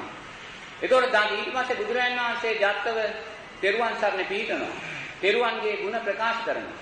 ප්‍රකාශ කළ ජත්තට කියනවා යන්න කියලා. නමුත් බුදුරජාණන් වහන්සේ හොඳටම දන්නවා ජත්ත වතනදී මරනවා කියලා. අර සොරු අතන ඉඳන් මරනවා කියලා. නමුත් මාත්‍ය බුදුරජාණන් වහන්සේ ජත්තව නැවැත්තුවේ නැහැ. ඕනනම් බුදුරජාණන් වහන්සේට තිබ්බ ජත්ත ඔබ යන්න එපා ඔබ මරාදායි. ඔබ මාත් එක්ක පසුපසින් ඉන්න ජේතවනාරාමයට යන්න කියලා ජත්තව එක්කන් යන්න තිබ්බා. එතනින් බේරන්න තිබ්බා. දෙන්න. නමුත් බුදුරජාණන් වහන්සේ එහෙම කරන්න ගියේ නැහැ. පෙනි දැක ජත්ත මැරෙනවායි කියලා දැන යන්න ඇරියා. ජත්තව මැරුවා. මැරුවට පස්සේ බුදුරජාණන් වහන්සේ දකිනවා ජත්ත ශාස්ත්‍රීක දෙවියෙක් වෙලා මහා අප්‍රමාණ දිව්‍ය විමානයක ශාස්ත්‍රීක දෙවියෙක් වෙලා දිව්‍යතලයක ඉපදිලා ඉන්නේ. එතන බලන්න බුදුරජාණන් වහන්සේලා පාර කියන්නේ මහත්යෝ පුළුවන් තරම් ඉහළ තැනකට ඔබ ඔසවා තබන්න. ජත්තව යම් විදියකින් බේරලා ගෙදර අරන් ගියා නම් ගෙදර අරන් ගිය වෙලාවෙන් දැන් ජත්ත මොකද්ද කරන්න ඕනේ? රස්සා කරන්න ඕනේ, රාජ්‍ය සේවය කරන්න ඕනේ, බිරිඳක් ගන්න ඕනේ, දරුවෝ හදන්න ඕනේ. අම්මා තාත්තට සලකන්න ඕනේ. මේ ජරාවටපත් වෙන කය නාවන්න හොදන්න කරන්න ඕනේ. මහා දුක්ඛන්තරාවක් නේ. අවුරුදු 30ක් 40ක් ඔය මහා දුක විඳින්න ඉන්නවා. ඒතකොට බුදු ශ්‍රීනාංශේ මොකද්ද වෙන්නේ? ඒ පිටෙන් යා වැළැක්කුවා. අම්මට දරුවෙක් අහිමි වෙනවා කියලා බැරිවේ නෑ. ඒ අම්මට දරුවෝ පුතේ ලක්ෂ ගාණක් සංසාරේ අහිමි වෙලා තියෙනවා. මේ ජීවිතේ විතරක් නෙමෙයි. ඒතකොට බුදුරජාණන් වහන්සේලා හැම වෙලාවෙම වඩාත් ඉහළ තැනකට තමන් තව කෙනෙක් ඔසවා තබන එකමයි කළේ. ඒ නිසා උන්වහන්සේ ඔසවා තැබුවා ජත්ත වේතෙන්ට. ඒ නිසා මාත්‍යෝ මේ ජීවිතේදී අපි හැම වෙලාවෙම ධර්මයේ උපයෝගී කරගන්න ඕනේ මේ ඉන්නා තැනින් ඉහළ තැනකට අරගෙන යන්න. අපි ඉන්නවා නම් මාර්ගය තුල අපි ඒක ඵලයක් දක්වා අරගෙන යන්නමයි අපේ චේතනාව අපේ අරමුණ සකස් වෙන්නේ. එතනදී මාත්‍යෝ සතර අපායෙන් මිදීමේදී බුදුරජාණන් වහන්සේ ගොඩාක් දේවල් කියන්නේ නැහැ. ගොඩාක් දේවල් කිව්වනම් අර වගේ ගිහි ජීවිතේ ගත කරපු අයට සතර පායෙන් මිදෙන්න බෑ. තේන්න. අර විසාකාලා වගේ ධර්මමුණුදුර 30 දෙනෙක් හිටියා. අර මේ අනේපිට සිතානා වගේ කෝටිපති ව්‍යාපාරිකයෙක්. ගොඩාක් බරපතල ධර්ම කාරණා කිව්වනම් ඒවනම් සෝවාන් වෙන්න බෑ. එතන බොහොම සරල දෙයක් බුදුරජාණන් වහන්සේ කියන්නේ. ඒ සරල දේ බුදුරජාණන් වහන්සේ ඉස්සෙල්ලාම කියන්නේ තෙරුවන් කෙරෙහි අතල ශ්‍රද්ධාව සකස් කරගන්න. බුදුරජාණන් වහන්සේ ධර්ම රත්නයේ සංඝ රත්නයේ කෙරෙහි අතල ශ්‍රද්ධාව සකස් කරගන්න. ඒ කියන්නේ බුද්ධ පූජාව තියනවා කියන එක නෙමෙයි. ඉතිපිසෝ කිය මෙනෙහි කරන එක නෙමෙයි. උන්වහන්සේගේ ගුණයන් උන්වහන්සේගේ ඥානයන් නිතරම සිහිපත් කරන්න මෙනෙහි කරන්න. ඒවා තුලින් ලෝකයා ලැබුවා වූ සැනසෙල්ල දකින්න. දීපංකර බුදුරජාණන් වහන්සේගේ කාලෙකේ අපේ බෝධිසත්වය සුමේධ තාපසයා හැටියට එක බණපදයක් අහලා එයාට භව නිරෝධය අත් කරගන්න තිබ්බා, නිවන් දකින්න තිබ්බා. නමුත් අතට ආපු නිවනයා ගත්තේ නැහැ. ඇයි? එයාට අවශ්‍යුනේ නැහැ ආත්මාර්ථකාමියෝ තමානි විල යන්නේ. එයා කල්පනා කළේ එතනදී සියක් කෝටි ප්‍රකෝටි ගානකට මේ ධර්මයේ කියලා දීලායි මම නිසනසෙන්නේ කියලා. එතකොට එදා උන්වහන්සේ ගත්තා වූ ඒ තීරණය නිසයි මහත්වෝ මම මේ ධර්මයේ කියන්නේ ඔබලා මේ ධර්මය දාන්නේ. ඒ තීරණය ගත්තේ නැත්නම් මේ ගෞතම සම්මා සම්බුද්ධත්වයේ ආස්ථා ශාසනයක් නැහැ අද. එතකොට බලන්න ඒසා දුක්ඛන්දරාවක් විඳිනවායි කියන තැනට ආවේ නම් කවුරු උදෙසාද? ඔබ අප උදෙසා. අපේ උදෙසායි ලෝතුරා බුදුරජාණන් වහන්සේ එදා එතනේ ධර්මය අවබෝධ කරගනු ගත්තේ. එතන ඉඳන් සාරා සංඝ කල්ප ලක්ෂ ගානක් උදේ මේ සංසාරයට බැහැලා බුදුරජාණන් වහන්සේ කියනවා මේ ඔබ දන් දුන්නා වගේ බත්මාළු පිණි නෙමේ දන් දුන්නේ මේ වතුර පිටිපැකක් නෙමේ. ඇස් ගලව දන් දුන්නා. ලේ මහා සාගරයේ ජලයට වඩා දන් දුන්නා. මහ පොළවේ පසට වඩා ශරීර මාංශ දන් දුන්නා. බිරිඳක් හිටියානම් දරුවෙක් හිටියානම් රාජ සම්පතක් හිටියානම් රජකමක් තිබුණා නම් දේපලක් තිබුණා නම් සියල්ල දන් දුන්නා. මොකක් උදෙසාද? උන්වහන්සේ උදෙසාද? ඔබට මේ ධර්මයේ කියලා දෙන්නේ. ඔබට මේ භව නිරෝධ මාර්ගය සාක්ෂාත් කරගන්න. ඔබට මේ චතුරාර්ය සත්‍ය පැහැදිලි කරලා දෙන්න. ඒ උදෙසා උන්වහන්සේ දුක විඳින්නේ. වේලාම කියන තරුණෙක් වෙලා ඉපදුනාට පස්සේ කෝටිපතියෙක් වේලාම. අම්මා තාත්තා ආච්චි සීයා ඉන්නවා එක දරුවයි. මේ වේලාම තරුණයා බෝධිසත්වය දකින්නවා තමන්ගේ ආච්චි සීයා අම්මා තාත්තා මොන තරම් වෙහෙස මහන්සි වෙලාද මේවා මේ හම්බු කළේ කියලා. උදේ ඉඳන් නිදි මරාගෙන වෙහෙස වෙලා දුවල පැනලා සේවකයන්ට බැනලා මහා දුකක් විඳලා මේවා හම්බු කළේ. හම්බු කරලා කෝටි ප්‍රකෝටි ගාණක් ගොඩ ගහලා ආච්චි සීයයි මැරලා ගියා. කිසිම දෙයක් අරන් ගියේ නැහැ. වේලාම දැක්ක මේක. ඊට පස්සේ අම්මලා තාත්තලා ඉතුරු දේපල වැඩි කරලා මේවා වැඩි කළා අම්මයි තාත්තා මැරලා ගියා. කිසිම දෙයක් අරන් ගියේ නැහැ. දැන් මෙතන මහා ධනස්කන්ධයක්. මාලිගාවක්, සිටු මාලිගාවක්. වේලාම කල්පනා කරනවා මගේ ආච්චි සීයා මේවා රැස් කළා අරන් ගියේ නැහැ. අම්මා තාත්තා මේවා රැස් කළා අරන් ගියේ නැහැ. නමුත් මේ සියල්ල මම අරන් යනවා කියලා. නමුත් එයා කිසිම දෙයක් රැස් කළේ නැහැ. මේ සියල්ල මම අරන් යනවා කියලා එයා අනබෙරයක් යවනවා නුවරට. හෙට දන්සලක් තියනවා එන්න කියලා. දසදහස් ගණන් දුප්පත් මිනිස්සු වෙනවා. ආවට පස්සේ ගේට්ටු හතර අරිනවා. කැමති දෙයක් අරන් යන්න කියනවා. බඩු සියල්ලම අරන් ගියා. දොර දෙනෙන් ලුල්වෙව් ගඩොල් ටික පවා ගලවගෙන ගියා. අවසානයේදී තුන්නේ හිස්සිඩම විතරයි. ඒකත් කොටු කරලා අල්ලගත්තා. වේලාම බලන් ඉන්නවා එළියට වෙලා hina වෙවි. සියල්ල ඉවරනාට පස්සේ වේලාම සාදුකාර දෙමින් කියනවා මම සියල්ල අරන් ගියා කියලා. අම්මට අරන් යන්න පුළුවන් උනේ නැහැ. ආච්චිට අරන් යන්න පුළුවන් උනේ නැහැ. ඒගොල්ලෝ රැස් කරලා මැරෙන වෙලාව මේවා උපාදානය කරගෙන එතනම ප්‍රේතය වෙලා බැස්සා. නමුත් වේලාම මුකුත් හම්බු කළෙත් නැහැ. අනුන් හම්බු කරපු දේ එයා අරගෙන ගියේ. ඒ දාන පාරමිතාවේ ශක්තිය තමයි ඔබලා අපිට දන් දෙන්නේ ඉස්සෙල්ලා අවුරුදු 2600ක් උන්වහන්සේ පිරිනිවන් පාලා ගියත් මුල් කොටස බුදුරජාණන් වහන්සේට පූජා කළේ ඒ දානේ අසිරියමයි. ඒ දානේ ආනිසංසමයි. ඒතොර බුදුරජාණන් වහන්සේ බෝධිසත්වයේ හැටියට මාත්‍යේ ඒසා කැපවීමක් කළේ මේ සම්මා සම්බෝධිය උදෙසා. ඔබට මේ ධර්මයේ කියලා දෙන්න. ඔබට මේ මාර්ගය කියලා දෙන්න. ඒ විදිහට දුක් විඳින්මින් ඇවිල්ලා බෝධිසත්වයේ හැටියට 6 අවුරුද්දක් මොනසා දුෂ්කර ක්‍රියාද කළේ. ගුරුවරයෙක් හිටියේ නැහැ. අහන්න කල්යාණ මිත්‍රයෙක් හිටියේ නැහැ. මාර්ගය අහන්න කෙනෙක් හිටියේ නැහැ. තමා තුලින්මයි තමාට මේක අවබෝධ කරගන්න සිද්ධ වුනේ. බුදුරජාණන් වහන්සේ පසු කාලෙකදී ආනන්ද හාමුදුරන්ට කියනවා ආනන්ද මම එක දවසක සමහර දාට කඩල ඇටයක් විතරයි වෙල කෑවේ. සමහර දාට මුං ඇටයක් විතරයි මං කෑවේ. සමහර දාට මං බත් ඇටයක් විතරයි කෑවේ. ඊට වඩා දෙයක් කෑවේ නැහැ.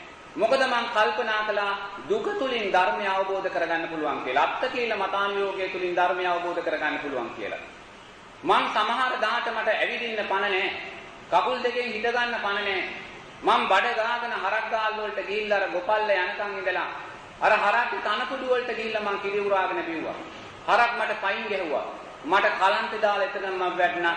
පැය ගණන් දවස් ගණන් මම කලන්තෙන් ওই ගව ගාල් වල හිටියා. මට නැගිට ගන්න පණ තිබ්බේ නැහැ. නැගිට ගන්න පණ නැති වෙනකොට මං හරක් පැටව දාපු අර කහ පාට අසුචි මං වැළඳුවා. වෙන වළඳන්න දෙයක් තිබ්බේ නැහැ.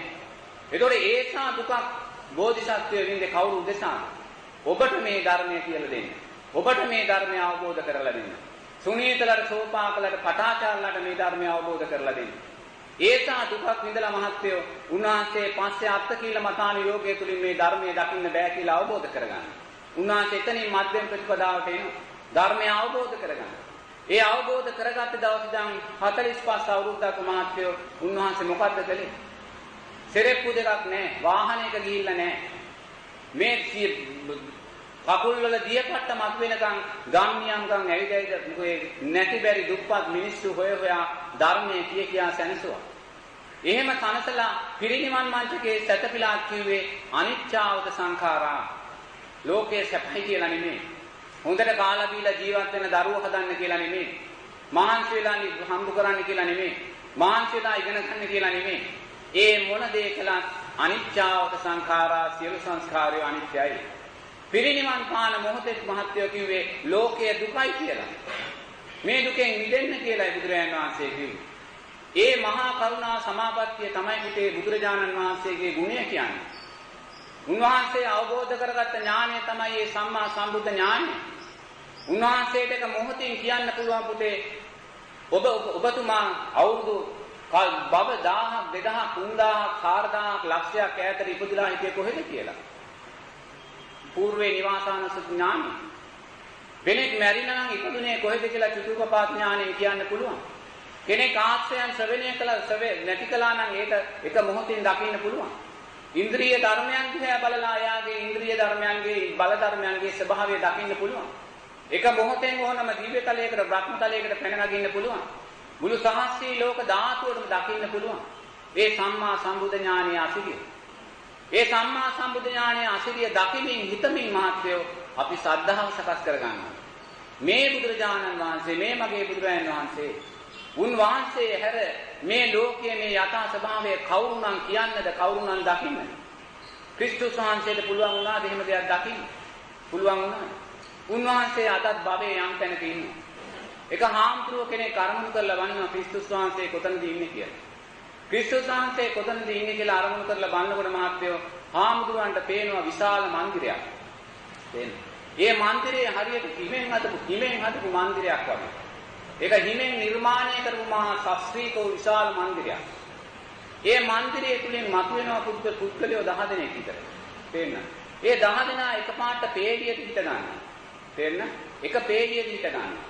ඒ 10 දෙනා අතර කාන්තාවොත් ඉන්නවා පිරිමිත් ඉන්නවා. මේක දිව්‍ය තලයක මේගොල්ලෝ ඉන්නේ. මිත්‍යා දෘෂ්ටික දිව්‍ය තලයක. ඒ දිව්‍ය තලයක හිටියත් මහත්වෝ අපේ දෙවිවරු වගේ ඒගොල්ලන්ට ආයුෂ වර්ණයේ සැපේ බලය අඩුයි. අපේ දෙවිවරු බුදුදහමේ දෙවිවරු පින් කරලා දෙවිවත්වයටපත් වෙච්ච අය මහත්වෝ මේ රත්තරන් ඔතුණු පැලඳගෙන මහා ශාස්ත්‍රීය භාවයෙන් උත්පත්ති ලබන. මේගොල්ලෝ එහෙම නෙමෙයි. බොහොම සියුම් ශරීරකින් ආයුෂ වර්ණයේ සැපේ බලය අඩුයි. මොකද කර්මඵල විශ්වාස කරගෙන දන් දුන්නේ නැහැ. ඒ නිසා ඒගොල්ලන්ට ශාස්ත්‍රීය භාවය අඩුව තමයි දිව්‍ය තලයේ ඉන්නේ. සාමාන්‍ය කෙට්ටු මිනිස්සු වගේ. ඒගොල්ලෝ ඇඳගෙන ඉන්නේ ඔය පාස්කු සංදර්ශනවලදී ඔය මිනිස්සු අඳින මේ කර නැති 60 වගේ එක දිග ලෝගු වගේ ඒවා ඒව ඇඳගෙන ඉන්නේ. ඒ පේළියට ඒගොල්ලෝ ඉඳගෙන මහත්යෝ ඒ සියලු දෙනා අතේ තියෙන පැන් කෙන්ඩියක් වගේ එකක්. ඔය පල්ලියේ මෙහෙම කරලා ඉගෙනවා නේද අර මොකද්ද දාලා.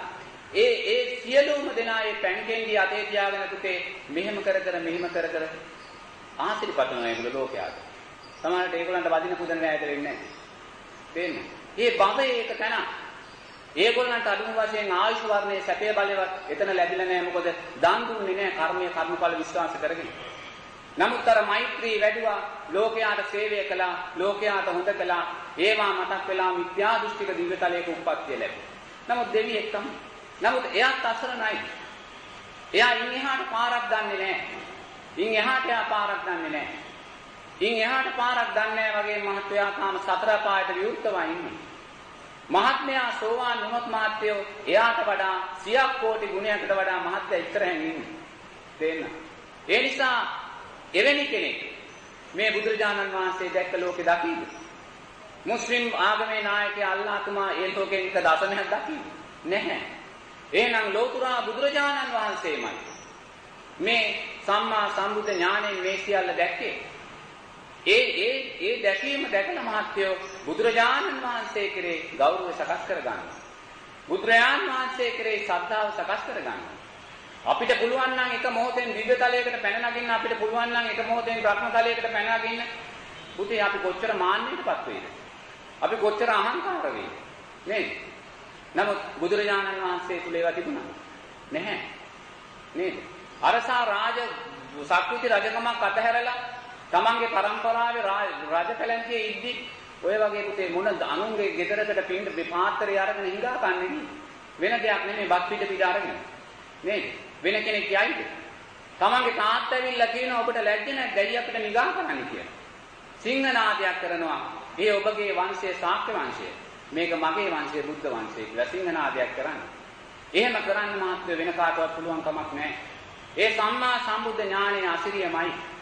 ඒ අසිරිය දැකලා, ඒ අසිරිය ගැන හිතලා උදේ ඉඳන් රැය වෙනකම් මාත්‍ය අපි හිතන්න ඕනේ යන්නේ ඒකයි. වෙන දෙයක් නෙමෙයි. දේශමාලක්ෂණයක් ගැන හිතියොත් සකස් වෙන්නේ දුක. නළුවෙක් නිලියක් ගැන හිතුවෙත් සකස් වෙන්නේ දුක. මැරිච්ච මිනිස්සු ගැන හිතුවොත් සකස් වෙන්නේ දුක. යාළුවෙක් ගැන හිතුවොත් සකස් වෙන්නේ දුක. හිතන්න ඕනේ අන්න අර බුදුගුණ. අනේ ලෝතුරා බුදුරජාණන් වහන්සේ අපි උදෙසා අපිට මේ ධර්මයේ උදෙසා මේ කළ කැපවීම දෙයි හාමුදුරනේ කවුරුනම් කරන්නද? බුදුරජාණන් වහන්සේ කෙනෙක් හැර. එතනින්ම තමන් ශ්‍රද්ධාව සකස් කරලා ගන්න ඕනේ. එතනින්ම තමන් ගෞරවය සකස් කරලා ගන්න ඕනේ. ඊළඟට ධර්ම රත්නය කෙරෙහි ගෞරවය. ධර්මය කියන්නේ මාත්‍යෝ හේතුඵල ධර්මයන් අනුව අපේ ජීවිතය අපි දකිනවා. එයා කිසිම දෙයකට ජීවිතේදී ගැටෙන්නේ නැහැ. ප්‍රශ්නයක් ආවත්, බාධකයක් ආවත්, කම්කටොලක් ආවත්, ලෙඩක් දුකක් ආවත්, එයා මේ හැම දෙයක්ම හේතුඵල ධර්මයන් අනුව ගලප ගන්නවා. මේක මං සංසාරේ කරපු අකුසලයක්. බුදුරජාණන් වහන්සේ දේශනා කරනවා තමන් කැඩපතක් ඉස්සරහට ගියාම තමන්ගේ රූපය පේනවා වගේ. මේ ජීවිතේ ඔබ විඳින්නේ ඔබ පෙර ජීවිතේ කරපු දෙයමයි කියලා. අනුන් කරපු දෙයක් නෙමෙයි. ඔබ ගිය ජීවිතේ කාට හරි මේ මොහොතේ කඳුලක් දුන්නා නම් ඔබ මේ ජීවිතේදී කඳුලක් හෙලන්න ඕනේ. හේතුඵල ධර්මයන් අනුව. ඔබ ගිය ජීවිතේ කාට හරි සතුටක් දුන්නා නම් ඔබ මේ මොහොතේ සතුටෙන් ඉන්නවා. ඒ හේතුඵල ධර්මයන්මයි. කවුරු හරි අඩුවාවුෂෙන් මැරෙනවා නම් ඒ කියන්නේ පෙර ජීවිතය සත්ව ඝාතන කළාමයි. කවුරු හරි හැමදාම ලෙඩින්නම් ජීවත් වෙන්නේ ආ පෙර ජීවිතේ සත්ව හිංසාවන් කළාමයි. කෙනෙක් රූපයෙන් අවලක්ෂණ නම් උපදින්නේ ආ පෙර ජීවිතේ ක්‍රෝධය වැඩුවමයි. කෙනෙක් ලස්සන වෙලා ඉපදිනවා නම් එයා පෙර ජීවිතේ මෛත්‍රිය වැඩුව කෙනෙක්මයි. මේවා හේතුඵල ධර්මයන් ගලපලා දේශනා කළා තියෙනවා. ඒ නිසා අපිට ජීවිතේ මොන ප්‍රශ්නයක් ආවත් මාත්‍ය අපි හේතුඵල ධර්මයන් ගලපලා දකිනවා. අපලයක් ආව කියලා අපි බය වෙන්නේ නැහැ. අපි දකිනවා මේ පෙර ජීවිතේ මගේ අකුසලයක්. එයා බෝධින්නාන්සේලා නාවන්නේ, එයා බෝධින්නාන්සේලාට පොඩි එල්ලන්න පඳුරු ගැට ගහන්න යන්නේ නැහැ. මොකද එයා දකිනවා මේ මම කරපු දෙයක් මම විඳින්නේ. මං කළා වූ අකුසලයක් මම මේ විඳින්නේ. ඒ නිසා මං කුසල් දහම් කරලා මේක යටපත් කරගන්න ඕනේ. ඒක යටපත් නොවුනොත් කුසල් දහම් අපිට ඊළඟ ජීවිතයකදී උපකාරී වේවි. ඒක අහිමි වෙන්නේ නැහැ, නැති වෙන්නේ නැහැ. එහෙම හිතලා මාත්‍යෝ ධර්මානුකූලව එයා ගලප ගන්නවා. එයා ලෙඩක් ආවොත් අනිෂ්ඨක රිදෙන්න ගත්තොත්, පපුව රිදෙන්න ගත්තොත් බෙහෙත් ගන්න. නමුත් ඒ උදෙසා ගැටි ඉන්නේ නැහැ. එයා දන්නවා මේක ලෙඩ වෙන කයක් කියලා. එයා දන්නවා මේක වයසට යන කයක් කියලා. ඒක දන්නවා මේක නිරතුරුවම නරක වෙන කුණු වෙන කයක් කියලා. ඒක දැනගෙන මාත්‍යෝ එයා කය ලෙඩ වෙන ස්වභාවයේ තිබුණත් හිත එයා කවදාකවත් ලෙඩ කරන්නේ ධර්මානුකූලව ඒක ගලප ගන්න. ඒතකොට ධර්මානුකූලව ජීවිතේ ගලප ගන්න කෙනාට කවදාකවත් ප්‍රශ්නයක් මතුවෙන්නේ නැහැ. ගැටලුවක් මතුවෙන්නේ නැහැ. එයා ප්‍රබෝධමත්ම hina වෙලා ජීවත් වෙනවා. මොකද එයා ඇලෙන්නේ ගැටෙන්නේ යන්නේ නැහැ. එයා දන්නවා මොන ප්‍රශ්නයක් ආවත් මේක මා විසින්ම ඇති කරගත්තා වූ දෙයක්. ඒ නිසා මා විසින්ම විසඳ ගන්න ඕනේ. මං කළා වූ අකුසලයකට මං කඳුළු හලනවා නම් මං තව තවත් අකුසල්මයි කරගන්නේ. ඒ නිසා අකුසල් ලැබිලා අපිට කඳුළු වෙන්නේ එනකොට පුතේ අපි දක්ෂ වෙන්න ඕනේ hina වෙලා ඒ කඳුළු යට කරන්න. ඒ අකුසලයේ යටපත් කරගන්න. ඒ ශක්තිය අපිට තියෙන්න ඕනේ. ධර්මයේ අචල ශ්‍රද්ධාවට පැමිණි කෙනා ඒ ආකාරයෙන් ජීවිතේ හිතලා කවදාකවත් ඒව දේවල් සැලෙන්නේ ගැටෙන්නේ නැහැ. එයා ධර්මයේ විශ්වාසය කරගෙන ධර්මයේ තුලම ජීවත් වෙනවා. සංඝයා කෙරේ අචල ශ්‍රද්ධාව කියන්නේ මහත්යෝ මේ මොන දේ අපිට පූජා කළත් අපි ඇවිල්ලා නියෝජිතයෝ විතරයි. අපි ඇවිල්ලා සංකේත විතරයි. සංඝයා කියලා කියන්නේ අර අතීතයේ වැඩ සිටියා වූ සාරිපුත්ත මහෝත්තමයාණන් මොග්ගල්ලාන මහෝත්තමයන් තුළ අප්‍රමාණ ගුණයන්ගෙන් ඥානයන්ගෙන් මහා සංඝ රත්නයමයි. ඒ සංඝයා අරමුණු කරගෙනමයි මේ සියලු දේ පූජා කළේ. ඔබවත් හැන්දක් නමුත් පූජා කළා නම් ඒ පූජා කළේ අපිට නෙමෙයි මහත්වෝ අර මහා සංඝ රත්නයේ ගුණයන්ට.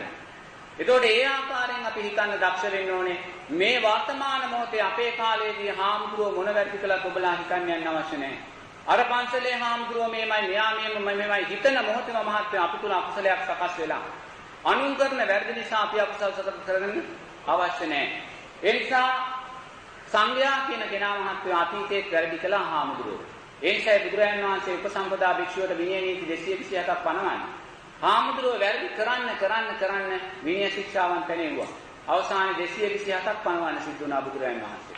ඒ එදා වැරදි වුණා වූ ස්වාමීන් වහන්සේලා හිටියා. ඒ නිසා බුදුරජාණන් වහන්සේම කියනවා කාසාය කණ්ඨක කියලා කෙනෙක් අතීතේ පහළ වෙනවා. එයා මේ නූලක් විතරයි බැඳගෙන ඉන්නේ. නමුත් ඒ කාසාය කණ්ඨක කසාදයක් බැඳලා ළමයි හදාගෙන සත්තු මරාගෙන කන ජීවත් වෙන කෙනෙක් එදාට. එයාට සාංගික කළා දන් දෙන්න පුළුවන් කියලා බුදුරජාණන් වහන්සේ දේශනා කරනවා. එයාට දානය සාංගික කරන්න පුළුවන් පාලිකාකා කියලා. එයා සාංගික කරනවා එදාට. මොකද එදාට ඒ දුස්සීල කෙනා හාමුදුරුවෝ වුණාට මාත්‍යෝ ලෝකයා ඊටත් වඩා දුස්සීලයි. එයා තමයි පින්වතා. එයා තමයි උපරිම ලොක්කා එදා ලෝකේ. හාමුදුරුවෝ එයා හාමුදුරුවෝ වෙන ලෝකෙදි මාත්‍යෝ ලෝකයේ ඒ තරම්ම දුස්සීලභාවයට එදාපත් වෙලා. මොකද ශාස්ත්‍රයේ අර්ථයන් ගිරීලා සීලයක් ගැන මිනිස්සු දන්නේ නැහැ. හිරියොතක් දෙක නැහැ. ලැජ්ජාව බය නැහැ. අම්මා තාත්තා අඳුරන්නේ නැහැ. නංගි මල්ලි අඳුරන්නේ නැහැ. නෑතිය අඳුරන්නේ නැහැ. තිරිසන් ලෝකේ සත්වයා යම්සේද ජීවත් වෙන්න මාත්‍යෝ මිනිස්යා එතෙන්ට වැටෙනවා. එදාට මනුෂ්‍යත්වයේ වටිනාකමක් නැහැ. මනුෂ්‍යත්වයට වටිනාකමක් තියනවා කියන්නේ මාත්‍යෝ මේ සම්මා සම්බුද්ධ ශාසනයකදී පමණයි. බුදුරජාණන් වහන්සේ කියනවා කනකැස් බෑවෙක් වියසුදුරෙන් අහස දකින්නවා වගේ මනුෂ්‍ය ජීවිතයක් ලබා ගන්නයි කියලා. ඒ මනුෂ්‍ය ජීවිතේ මාත්‍යෝ මේ බුද්ධෝත්පාද කාලේ ලබා ගන්නා මනුෂ්‍ය ජීවිතේ. දැන් ඇමරිකාවේ ඉන්න මිත්‍යා දෘෂ්ටිකයෙකුට ඒක වාසනාවක් නෑ. අර වගේ දුර්ලභ දෙයක් නෙමෙයි. ඔබලා ලබාගත් මනුෂ්‍ය ජීවිතේ කනකැස් බෑවෙක් වියසුදුරෙන් අහස බලනවා වගේ ලබාගත් මනුෂ්‍ය ජීවිතේ. මේ සම්මා සම්බුද්ධ ශාසනයක් තුළ මේ ධර්මයේ අර්ථයන් විලිහිලා ගියාට පස්සේ අරකා මේ ලැජ්ජාව බය නැති ලෝකයක් බිහි වුණාට පස්සේ මාත්‍යෝ තිරිසන් සතහත් මිනිස්යාත් කියන්නේ එකම සංඥා තියෙනවා. ධර්මයේ හීන වෙන්න ලෝකේ ජනගහණය වැඩි වෙනවා. තේරෙන්නේ? ඒ ලෝකේ ජනගහණය වැඩි වෙන්නේ කියන්නේ මේ හිරියොත පයින් එනකොට සීලයෙන් ඈත් වෙනකොට මාත්‍යෝ මිනිස්යා තිරිසන් සතහට ලං වෙනවා. මිනිස්යා ප්‍රේතයාත් එක්ක ජීවත් වෙන තැනට එනවා. හැම ගෙදරකම තිරිසන් සතෙක් ඇති කරනවා. තමන්ගේ බිරිඳ කරගන්නවා තිරිසන් සත්තු ලෝකයේ අතව කාලයක් මේ හිරියොතක් දෙක නැති වෙනුක ලංකාවේ වාදුකාම සීලය තියෙන නිසා. ඒ නිසා ඉදිරියේදී මේ ධර්මයේ හීන වෙන්න හිරියොතක් දෙක නැති වෙන්න සීලය අඩු වෙන්න මාත්‍යෝ ලැජ්ජාව බය නැති වෙලා මනුස්ස සංඥා තිරිසන් සංඥා പ്രേත සංඥා එක ළඟට එන්නේ. එහෙම වෙලාවෙදී තිරිසන් සතා මරලා එකපාරට මිනිස්සෙක් වෙනවා. ප්‍රේතයන් මරලා එකපාරට මිනිස්සෙක් වෙනවා. මොකද මිනිස්සෙක් වෙන්න අපහසු නෑ. මිනිස්සුන්ට ගුණයක් නෑ, ධර්මයක් නෑ. අර සංඥාමයි තියෙන්නේ. ඒ නිසා මේ ජනගහණය මහා ඉහළ යනවා මේ ශාසනය ඉවරුනාට පස්සේ ධර්මයන් මිය වෙනකොට පස්සේ. මොකද අර ලෝකවල ඉන්න අය මේකට බහිනවා කිසිම ගැටලුවක් නෑ මෙතෙන්ට ඒගොල්ලන්ට එන්නේ. ඔක්කොම එකයි. ඒ නිසා මහත්යෝ එවැනි ලෝකයක් ලෝකේ බිහි වෙනවා. ඒ නිසා බුදුරජාණන් වහන්සේ ඒව දකින්න සම්මා සම්බුද්ධ ඥානෙ. ඒ දැකලා කියන්නේ අනේ කාසාය කණ්ඨකටත් දන් දෙන්නේ ඒක සාංගිකයි. මොකද එදාට හරි දානයක් දීලා මිනිහ සැපක් ලබයි කියලා මහා කරුණාවෙන් ඒක කියන්නේ. තේරෙනවද? මහා කරුණාවෙන් කියන්නේ. අනේ මම මෙහෙම නොකියුවොත් මිනිස්සු දන් නොදී ඉන්නේ. අර පන්සලේ හාමුදුරුවෝ මෙහෙමයි කියලා දන් නොදී ඉන්නේ. ඔබලා කෙරෙහි මහා කරුණාවෙන්මයි බුදුරජාණන් වහන්සේ කියන්නේ කාසාය කණ්ඨකටත් දන් දෙන්නේ ඒකට මහත්ඵල මහානිසංසය කියලා. මොන කරුණාවද බුදුරජාණන් වහන්සේ. තේරෙනවද? මොකද දානයමයි මහත්යෝ මොනක් හෝ සැපයක් සංසාරේ ලබලා දෙන්නේ ආයුෂ වර්ණයේ සැපේ බලය. මොන නිරෝධය කරා යන්න ගියත් ඔබට ආයුෂ වර්ණයේ සැපේ බලය තියෙන්න ඕනේ. ඒක නැත්නම් පන්සලකට ගිහලා සිල් ගන්නවත් බෑ. ඒක දැකලාමයි බුදුරජාණන් වහන්සේ දානයට අර්ථයක් දෙන්නමයි වටිනාකමක් දෙන්නමයි අරසා දුස්සීල තත්ත්වයට ලෝකෙපත් උනත් ඒ දුස්සීල තත්ත්වය තුල හරි ඔබට දන් දෙන්න යොමු කරන්නයි සූත්‍රයක් තුලින් බුදුරජාණන් වහන්සේ ඒක දේශනා කළා දිනේ. බුදුරජාණන් වහන්සේගේ මහා කරුණාව කියන්නේ මොනතරම් බලන් දෙයක්ද කියලා ඔබලාගෙන් අපි ගැන හිතලා තියෙනවද කියලා. එතකොට සංඝයා කියලා බුදුරජාණන් වහන්සේ ඒ සංඝයාට කාසාය කණ්ඨකටත් දන් දෙන්න කියනවා නම් මහත්යෝ අද ඉන්න හාමුදුරුවෝ රස්සාවක් කළා කියලා කොණ්ඩේ බැවුවා කියලා ගෑනු කෙනෙක් එක්ක යාළුනා කියලා පුතේ අපි ගැටෙන්න යන්න ඕනේ නැහැ. අපි ගැටෙන්නේ බුදුරජාණන් වහන්සේ ගැටුනේ නැත්නම් එයි අපි ගැටෙන්නේ. බුදුරජාණන් වහන්සේ කියනවා නම් කාසාය කණ්ඨකටත් දෙන්න කියලා පන්සලේ හාමුදුරුවෝ වැරදි කළා කියලා අපිට අදාළ නැහැ. පන්සලේ හාමුදුරුවෝ සංකේතයක් හැටියට අරගෙන අපි සාරිපුත්ත මහ රහතන් වහන්සේටයි දන් දෙන්නේ. පන්සලේ හාමුදුරුවෝ සංකේතයක් හැටියට තියාගෙන අපි මොග්ගල්ලාන මහ රහතන් වහන්සේටයි දන් දෙන්නේ. අන සංඝයා කරේ අකල ශ්‍රද්ධාවට යනවා. එයා දකින්න සංඝයා කියලා අපි දකින්නේ අර අතීතයේ වැඩ සිටියා වූ මහා සංඝ රත්නයමයි. කාශ්‍යප මහ රහතන් වහන්සේ 500ක් භික්ෂුන් වහන්සේලාත් එක්ක දවසක් වඩිනවා. කාශ්‍යප මහ රහතන් වහන්සේ දන්නේ බුදුරන් වහන්සේ පිරිනිවන් පාලා කියලා. කාශ්‍යප මහ රහතන් වහන්සේ කිව්වා කාගෙන් හරි අහන්න ඕනේ මේ කොහේ හරි බුදුරන් වහන්සේ ළඟට වැඩ ඉන්නවාද කියලා. ඒතකොට බමුණෙක් කියනවා නෙළුම් මලක් අරගෙන. බමුණගෙන් අහනවා බමුණ මේ කොහේ හරි ලෞතුරා බුදුරන් වහන්සේ වැඩ ඉන්නවාද කියලා. එතකොට කියනවා බමුණ මහා ස්වාමීන් වහන්සේ බුදුරජාණන් වහන්සේ දවස් දෙකකට ඉස්සෙල්ලා කුසිනාරාවේ පිරිනිවන් පෑවා. මම මේ දේහය බලලා එතනින් මේ නෙළුම් මලකුත් අරගෙන ගෙදර යනවා මං කියලා. ඒ වෙලේ තමයි කාශ්‍යප මහ රහතන් වහන්සේ දැනගන්නේ බුදුරජාණන් වහන්සේ පිරිනිවන් පෑවා කියලා. ඒ වෙලාවේ කෘතඥ භික්ෂුන් වහන්සේලා ඔක්කොම අඬනවා. ඒ අඬන වෙලාවේ සුබද්ද කියලා භික්ෂුවක් මෙතන ඉඳලා ඇවිල්ලා කියනවා ඇයි ඔබලා අඬන්නේ? අඬන්න එපා. hina වෙන්න සතුටු වෙන්න.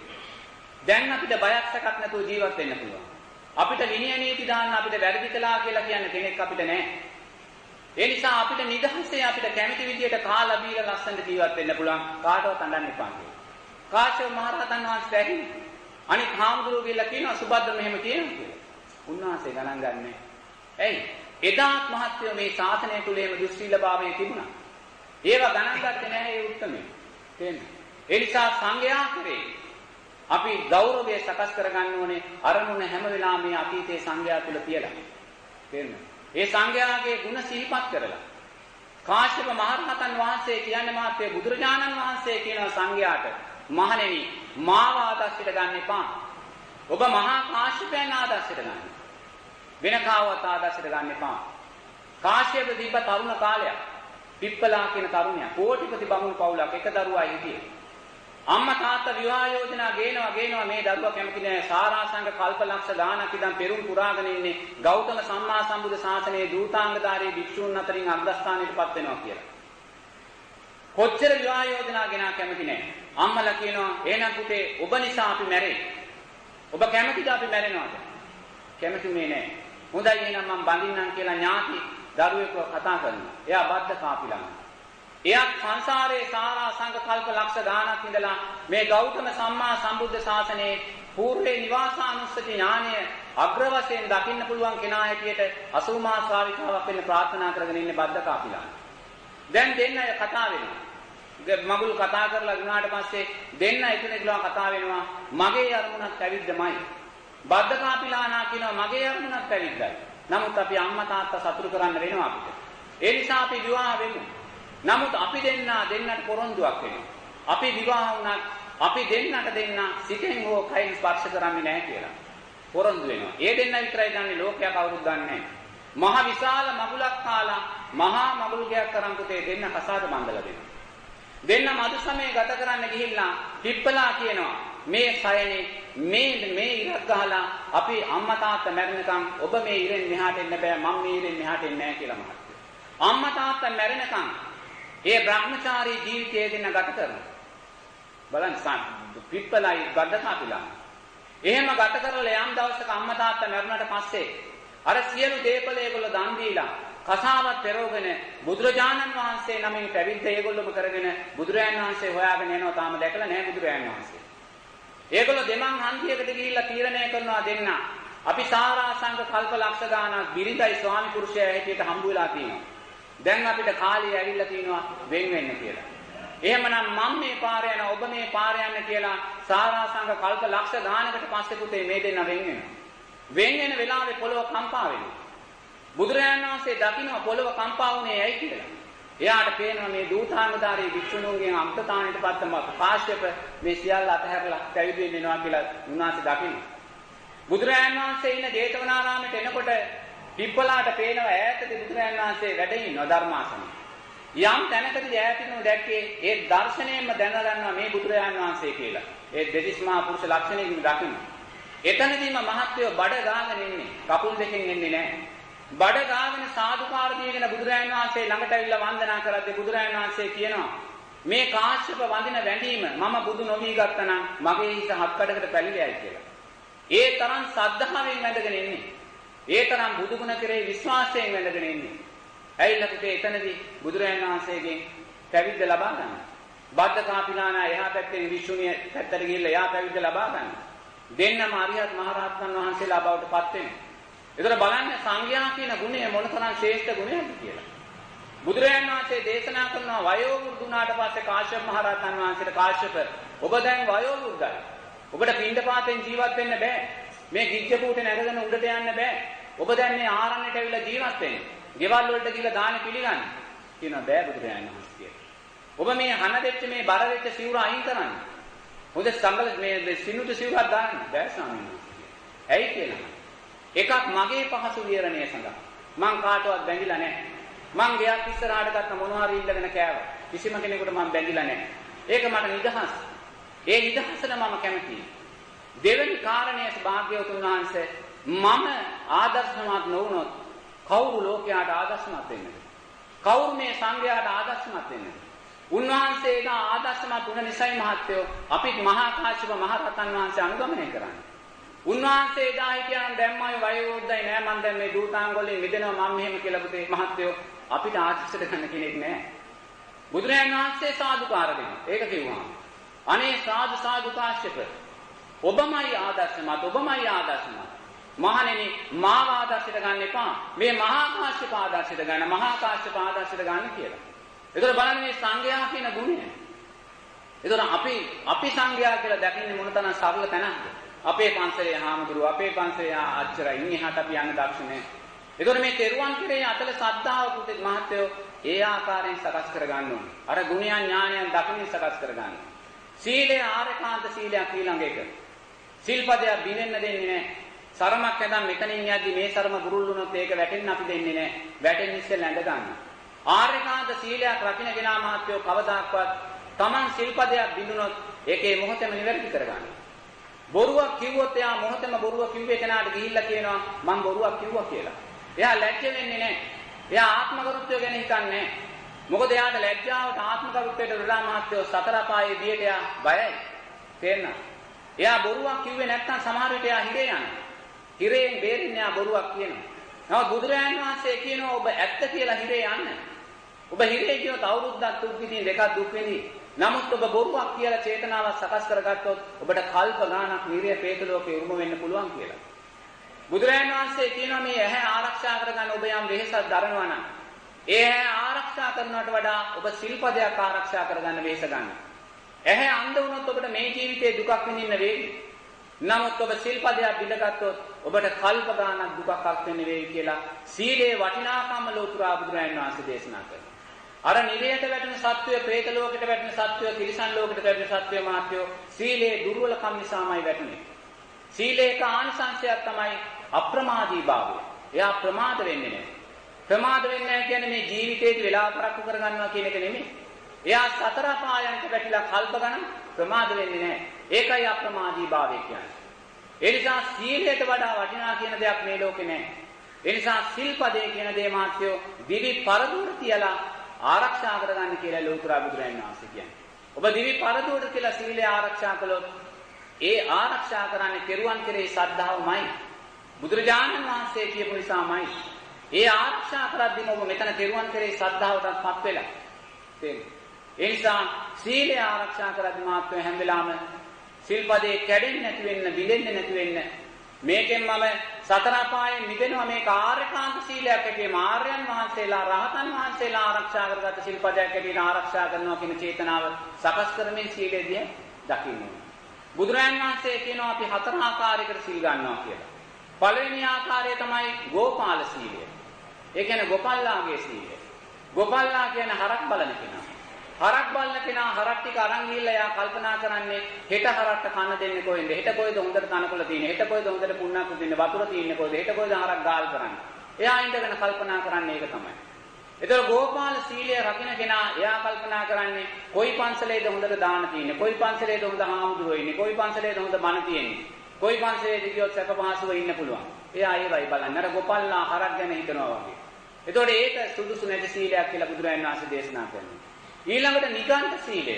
නිගණ්ඨයා කියන්නේ එක එක දෘෂ්ටීන් තියාගෙන ඉන්න කෙනෙක් මහත්වෝ. එයා අද ඇඳුම් නැතුව ඉන්නවා. එයාගේ සීලය ඒකයි. හෙට එයා අඳිනවා නමුත් කන්නේ නැතුව ඉන්නවා. ඒක එයාගේ සීලය. අනිත් අය මුකුත්ම නැහැ වතුර බොන්න නැතුව ඉන්නේ. ඊළඟ දවසේ ගිහලා වතුර බහැලා ඉන්නවා. එක එක දෘෂ්ටීන් එයාගේ සීලය බවට යාපත් කරගන්නවා. ඒ වගේ මහත්වෝ අපි සමහරුත් ඉන්නවා සිල් ගන්න ගියාම එයා নানা ප්‍රකාර දෘෂ්ටීන් නැතුව සිල් ගන්නවා. එක එක දෘෂ්ටීන්. ඒ හාමුදුරුවන්ට කැමති නැහැ, මේ හාමුදුරුවන්ට කැමති නැහැ. එක එක දෘෂ්ටීන් තියාගෙන සිල් සමාදන් වෙනවා. එයා විවෘතභාවයටපත් වෙන්නේ නැහැ. ඒ සීලය බුදුරජාණන් වහන්සේ කියනවා අයින් කරන්න කියලා. ඊළඟට බුදුරජාණන් වහන්සේ කියනවා බ්‍රහ්ම සීලය කියලා. බ්‍රහ්මයා කියන්නේ මහත්වයේ එකලාවේ ඉන්න කෙනෙක්. බ්‍රහ්ම ලෝකික කවදාකවත් බ්‍රහ්මයේ දෙන්නෙක් එක කතා කරගෙන ඉන්නේ නැහැ. 3 දෙනෙක් 4 දෙනෙක් කණ්ඩායම් වශයෙන් බ්‍රහ්මයා ඉන්නේ නැහැ. මොකද බ්‍රහ්මයා කියන්නේ සමාධිය වඩන කෙනා. සමාධිය සකස් වුණා කියන්නේ මහත්වයේ විචාර විතර්ක නිරුද්ධුණා කියන කාරණයයි. පංච නීවරණය යටපත් වුණා කියන කාරණයයි. එතකොට සමාධියක් සකස් වෙච්ච තැනම යාත්ම කාමච්ඡන්දයක් නැහැ. විචාර විතර්ක නැහැ. ඒ නිසා යා කවදාකවත් කතා කරගෙන ඉන්න තැනටපත් වෙන්නේ නැහැ. බ්‍රහ්ම ලෝකේ හැම බ්‍රහ්මයෙක්ම එකලාවේ එරමිනියා ගොතාගෙන සමාධිය තුල ඉන්නේ දෙන්නේ කතා බහ කරගෙන නැහැ. මොකද පංච නීවරණ නැහැ ඒගොල්ලන්ට යටපත් වෙලා. ඒ නිසා බ්‍රහ්මයාගේ සීලය සීල් ගත කෙනා එකලාව තනියමයි ජීවත් වෙන්නේ. සීලය සමාදන් වෙලා සීලය මෙනෙහි කරමින් සීලේ වටිනාකම් දකිමින් බුදු ගුණ දකිමින් යා හවස සීල් පවාරණය කරකන් එකලාව තනියම ජීවත් වෙනවා. බ්‍රහ්මෙක් වගේ බ්‍රහ්ම සීලය කිව්වේ ඒකයි. ඉන් එහාට ආර්ය සීලය. ආර්ය සීලය කියන්නේ මාත්‍යෝ බරපතලම සීලය. එයා සිල්පදයට මහා වටිනාකමක් දෙනවා. හීන වටිනාකමක් නෙමෙයි. එයා උපෝසත අට්ඨාංග සීලය ගත්තොත් උස්සාසයන මහාසයන වේරමණී සික්ඛාපදං සමාදියාම කිව්වොත් අපි හිතන්නේ උස්සාසන පරිහරණය කරන්නේ නැහැ කියලා. නමුත් එයා එතනින් ඉස්සරහට යන ආර්ථය දැකගෙන දක්ෂතාවයෙන් ඒ සිල්පදයේ හැබෑම අරුතේ මහත්වෝ උස්සාසයන මහාසයන වේරමණී කියන්නේ මහත්වෝ උස්මිතිකම් වලින් අපි මිදෙන්නේ. මෙතන 1000ක් සිල් ගත්තා නම් ඒ 1000ම උපාසක උපාසිකා කියන තැන විතරයි. මෙයා දේශපාලඥයෙක්, මෙයා කෝටිපතියෙක්, මෙයා මේම කෙනෙක්, මෙයා අරේම කෙනෙක්, එයා සභාපති, එයා නායකයා කියලා එයා පුටුවක් ගෙනල්ලා ඉඳ ගන්නවා. අර එහෙම නෑ මහත්තයෝ. ඒ උස්මිතිකම් අයින් වෙන්න ඕනේ. සීල සමාදන් වෙන්න ඇවිල්ලා සීලය සමාදන් වෙච්ච තැනදී එක්ක උපාසක එක්ක උපාසිකා විතරයි. වෙන වෙන දේවල් දෘෂ්ටීන් ගන්නෙ නෑ. ඒ ගන්න මොහොතේම මහත්තයෝ තණ්හා මාන්න දිට්ඨි සකස් වෙලා දෙන්න. එතකොට යා සිල් ගන්න යලිද්දී මම උපාසිකාවක් ශාසනය කියන තැන හිතාගෙන විතරයි යන්නේ. අර සියලුම ලෞකික දේවල් එයා අයින් කරලා යන්නේ. දක්ෂයා එහෙමයි. ඒවා අයින් කරලා යන්නේ. ඒවා අවශ්‍ය නැහැ මට. අපි යන්නේ මේ සීලය ආරක්ෂා කරගන්න කියලා. අන්නේ සිල්පදයට වටිනාකමක් දෙන්න. පාණාතිපාතා වේරමණී සික්ඛාපදං සමාදියාමි කියන්නේ අපි පරපණ නසන්නේ නැහැ කියන කාරණා. අපි පරපණ නසන්නේ නැහැ කියලා සමාදන් වුණත් මහත්තයෝ අපි තාම සෝවාන් වෙලා නැත්නම් අපි අපේ පණ නසා ගන්න ස්වභාවයේ ඉන්නව නේද? නැවත තිරිසන් ලෝකෙට වැටලා බෙල්ල කපා ගන්න ස්වභාවයේ අපි ඉන්නවා. නැවත තිරිසන් ලෝකෙට වැවිලා දුක් විඳින ස්වභාවයේ අපි ඉන්නවා. එහෙම ඉඳගෙන අපිට මේක සමාදන් වෙනවා. ඒතකොට මේක අර්ථය තවත් ඉහළට යනකොට අපි අරන් යන්න ඕනේ මම සංසාරයේ නැවත මම විසින් මම මරා ගන්න තන්තරින් නැහැ. ඒ කියන්නේ මම සතර පායට වැටෙන්න තැනට එන්නේ නැහැ කියන තැන ඉඳගෙන මාත්‍යාල සිල්පදේ ආරක්ෂා කරනවා. මුසාවාදා වේරමණී සික්ඛාපදං සමාදියාමි මම බොරු කියන්නේ නැහැ. මේ ලෝකයේ තියෙන ලොකුම බොරුව තමයි මහත්වෝ මේ ලෝකයේ සැපයි කියලා කියන කාරණේ. බුදුරජාණන් වහන්සේ කියනවා මේ ලෝකේ දුකයි කියලා. නමුත් අපි අර සිල්පදේ සමාදන් වෙලා අපි ලෝකයේ සැපයි කියලා විඳින්න යනවා නම් මහත්වෝ එතනම අපි බොරුවක් කරන්නේ. ඒකෝට මේකේ අර්ථය ශක්තිමත් කරනවා. මම කියන්නේ මේ රහතන් වහන්සේ රකින්න සීලය. එතෙන්ට ඒ සීලෙට එන්න ඕනේ ඔබලා. ඒ බුදුරජාණන් වහන්සේ දේශනා කරන්නේ. ඒකෝට ඔබ ඇත්ත කිව්වා කියන්නේ මහත්වෝ මේ ලෝකයේ දුකයි කියලා දකින්න. මේ හැ දුකක් කියලා දකින්න ඒ නිසා මේක සරසන්නේ නැහැ. මේකයි දුකක් කියලා දකින්න ඒ නිසා ඒක සරසන්නේ යන්නේ නැහැ විසින් ගත වෙලාව. අන්‍යයා මුසාවාදා වේරමණී අන්‍යයා බොරුවෙන් වැළපෙන. ඇත්ත තැනයා ඉන්නෝ මේක මෙහෙම දෙයක්. අන්න ඒ ආකාරයෙන් මාත්‍ය අපි මේ සිල්පද වලට වටිනාකම ආර්ය සීලය බවට පත් වෙන්නේ අන්න එතනදී. ඒ නිසා ඒ ආකාරයෙන් සීලය අපි ආරක්ෂා කරගන්න දක්ෂ වෙන්න ඕනේ. ඊළඟට මාත්‍ය පංච උපාදානස්කන්ධේ අනිත්‍යභාවය. හතරේ දැකීම අවබෝධය නෙමෙයි. ඒ අවබෝධය කියන දේ ලබන්නේ රහත් වෙනකොට රහතන් වහන්සේ නම. මෙතනදී කියන්නේ පංච උපාදානස්කන්ධයේ අනිත්‍යභාවය දකින්න. ඒක පංච උපාදානස්කන්ධයේ අනිත්‍යභාවය දකින්නවා කියන්නේ මාත්‍ය පළවෙනි කාරණේ රූපය. තේරෙනවද? දැන් රූපේ අනිත්‍යභාවය අපි නිරතුරුවම දකිමින් ජීවත් වෙන අපිට පුළුවන් ආකාරයකට. මේ ඇසේ අනිත්‍යභාවය දකින්න. මේ කනේ අනිත්‍යභාවය දකින්න. මේ නාසයේ දිවේ මනසේ මේ කයේ අනිත්‍යභාවය දකින්න අපි ජීවත් වෙනවා. රූපේ අනිත්‍යභාවයයි අපි දකින්න. තේරෙනවද? දැන් මෙතන මේ හාමුදුරුව මෙතන ඉන්නවා. හාමුදුරුව මෙතන ඉන්නලා මෙතනදී හාමුදුරුව අපවත් වෙනවා. අපවත් වුණාට පස්සේ මිනිස්සුયો ගිහිල්ලා මේක මේ චිතකයක් ගහලා ගිනි තියෙනවා. දැන් හාමුදුරුවන්ව ගිනි ගන්නවා. හාමුදුරුවෝ ඇවිදිනවා. හාමුදුරුවෝ ගින්නෙන් ඇවිදිනකොට මහත්වෝ හාමුදුරුවෝ ඇවිදින ඒ ගින්නට හාමුදුරුවෝ කියලා කියන්නේ නැහැ. ඔබ මෙච්චරලා දන් දුන්නා, පිළිකර පූජා කළා, බණ ඇහුවා, හාමුදුරුවෝ කියලා කතා කළා. නමුත් මේ හාමුදුරුවෝ අපවත් වෙලා මේක ගිනි ගන්නකොට මේ ශරීරය පිච්චි පිච්චි නැගෙන ගිනි දළු වලට ඔබ හාමුදුරුවෝ කියලා කියන්නේ නැහැ. ඔබලා කියන්නේ ගින්දර කියලා. තේජෝ ධාතුව කියලා ඔබලා කියන්නේ. මේ ගිනි ගන්නේ මහත්වෝ මේ ශරීරයේ තියෙන තෙලට ඇවිලි තෙල මතුවේවි ගිනි ගන්න. ඒ තෙලට කවදාකවත් ඔබලා හාමුදුරුවෝ කියන්නේ නැහැ. ඔබලා කියන්නේ ආපෝ ධාතුව තෙල් කියලා. මේ ගිනි අර්ධන නැగిලා ගිනි රොටු නැගලා මහත්වෝ දුම නැගෙන්නේ. මේ හාමුදුරුවන්ගෙන් නැගෙන්නේ. ඒ දුමට ඔබ කවදාකවත් හාමුදුරුවෝ කියලා කියන්නේ නැහැ. වායෝ ධාතුව දුම කියලා කියන්නේ. හාමුදුරුවෝ සම්පූර්ණයෙන්ම පිච්චිලා මෙතන අලු ටිකක් ඉතුරු වෙනවා, ඇට ටිකක් ඉතුරු වෙනවා. ඒ ඇට ටිකට ඔබ හාමුදුරුවෝ කියන්නේ නැහැ. අලු කියලා කියන්නේ ඇට කියලා කියන්නේ. නමුත් එහෙමනම් බලන්න මෙතන හිටිය හාමුදුරුවෝ මොහොතකින් අලු බවට පත් වුණා, ගින්දර බවට පත් වුණා, දුම් බවට පත් වුණා, තෙල් බවට පත් වුණා. හාමුදුරුවන්ගේ ඇහැ මොහොතකින් ගින්දර වුණා. හාමුදුරුවන්ගේ කන මොහොතකින් දුම් වුණා. හාමුදුරුවන්ගේ නාසය දිව මොහොතකින් අලු වුණා. හාමුදුරුවන්ගේ කය මොහොතකින් තෙල් බවට පත් වුණා. එතන මොකක්ද ඔබ මේ දැක්කේ? රූපේ අනිත්‍යභාවය. රූපේ අනිත්‍යභාවය. දැන් මෙතනින් රූපේ අනිත්‍ය වෙලා ඔබ ඇහැ ගින්දර හැටියට දැක්කා වගේ ගින්දර ස්වභාවයෙන් තියන්නේ නැහැ. ගින්දරත් නිවිලා ජල වාෂ්ප බවට පත් වෙනවා. ඒ ජල වාෂ්ප වලින් සුළං හැදෙනවා, බලාකුළු හැදෙනවා. මේ දුම ගිහිල්ලා බලාකුළු හැදෙනවා, ඒවෙන් වැස්ස ඇති වෙනවා, වැස්ස වැටෙනවා, මේ පොළොව පෝෂණය වෙනවා. අර අලු ටික පස් ටික පොළොවට පෝෂණය වෙලා ගස් කොළන් හැදෙනවා, ගෙඩි කොළ හැදෙනවා. ඒතර මොකක්ද මේ දැක්කේ? රූපේ අනිත්‍යභාවය. වෙන දෙයක් මෙතන තිබ්බේ නැහැ. මේ අනිත්‍යභාවයට පත් වෙන ගින්දරයිති දෙයක් මේ මම කියලා මේ දරන්නේ. තෙල් වලටයිති දෙයක් මේ මම කියලා දරන්නේ. අලු වලටයිති දෙයක් මේ මම කියලා දරන්නේ. දුමටයිති දෙයක් මේ මම කියලා දරන්නේ. ඉන් එහා දෙයක් මෙතන නැහැ. ඒසා දෙයක් මේ මහ පොළොව මගේ කියලා මම අල්ල ගන්නව නම් පුතේ, ඒ වගේ දෙයක්මයි මේ මම කියලා අල්ලගෙන ඉන්නේ. ඊට වඩා දෙයක් මෙතන නැහැ. මෙතන තියෙන වේගයෙන්ම අනිත්‍යභාවයට පත් වෙන රූපයක් විතරයි. එහෙම රූපය අනිත්‍ය වුණත් මෙතන කතා කරන කෙනෙක් ඉන්නවා. මෙතන අතපය විසිකරන කෙනෙක් ඉන්නවා. මෙතන බණ කියන කෙනෙක් ඉන්නවා. කවුද? දැන් අපි රූපය ගැනයි කතා කළේ. දැන් මෙතන නාම ධර්මයන් ගැනයි දැන් කතා කරන්නේ. එතකොට මේ නාම ධර්මයන් කියන විඥානය කියන කාරණා. එතකොට මේ කවුද මේ කතා කරන කෙනා? දැන් මෙතන හාමුදුරුවෝ ඉන්නවා. හාමුදුරුවන්ට පෙර ජීවිතයක් තිබුණා. අපි කියමු හාමුදුරුවෝ පෙර ජීවිතේ මිනිස්සෙක්. හාමුදුරුවෝ අවුරුදු 75 80ක් 90ක් ජීවත් වෙලා මැරෙන මොහොත ලඟ වෙනවා ගිය ජීවිතේ. මැරෙන මොහොතදී පුතේ අවසාන චුතිසිත සකස් වෙනවා.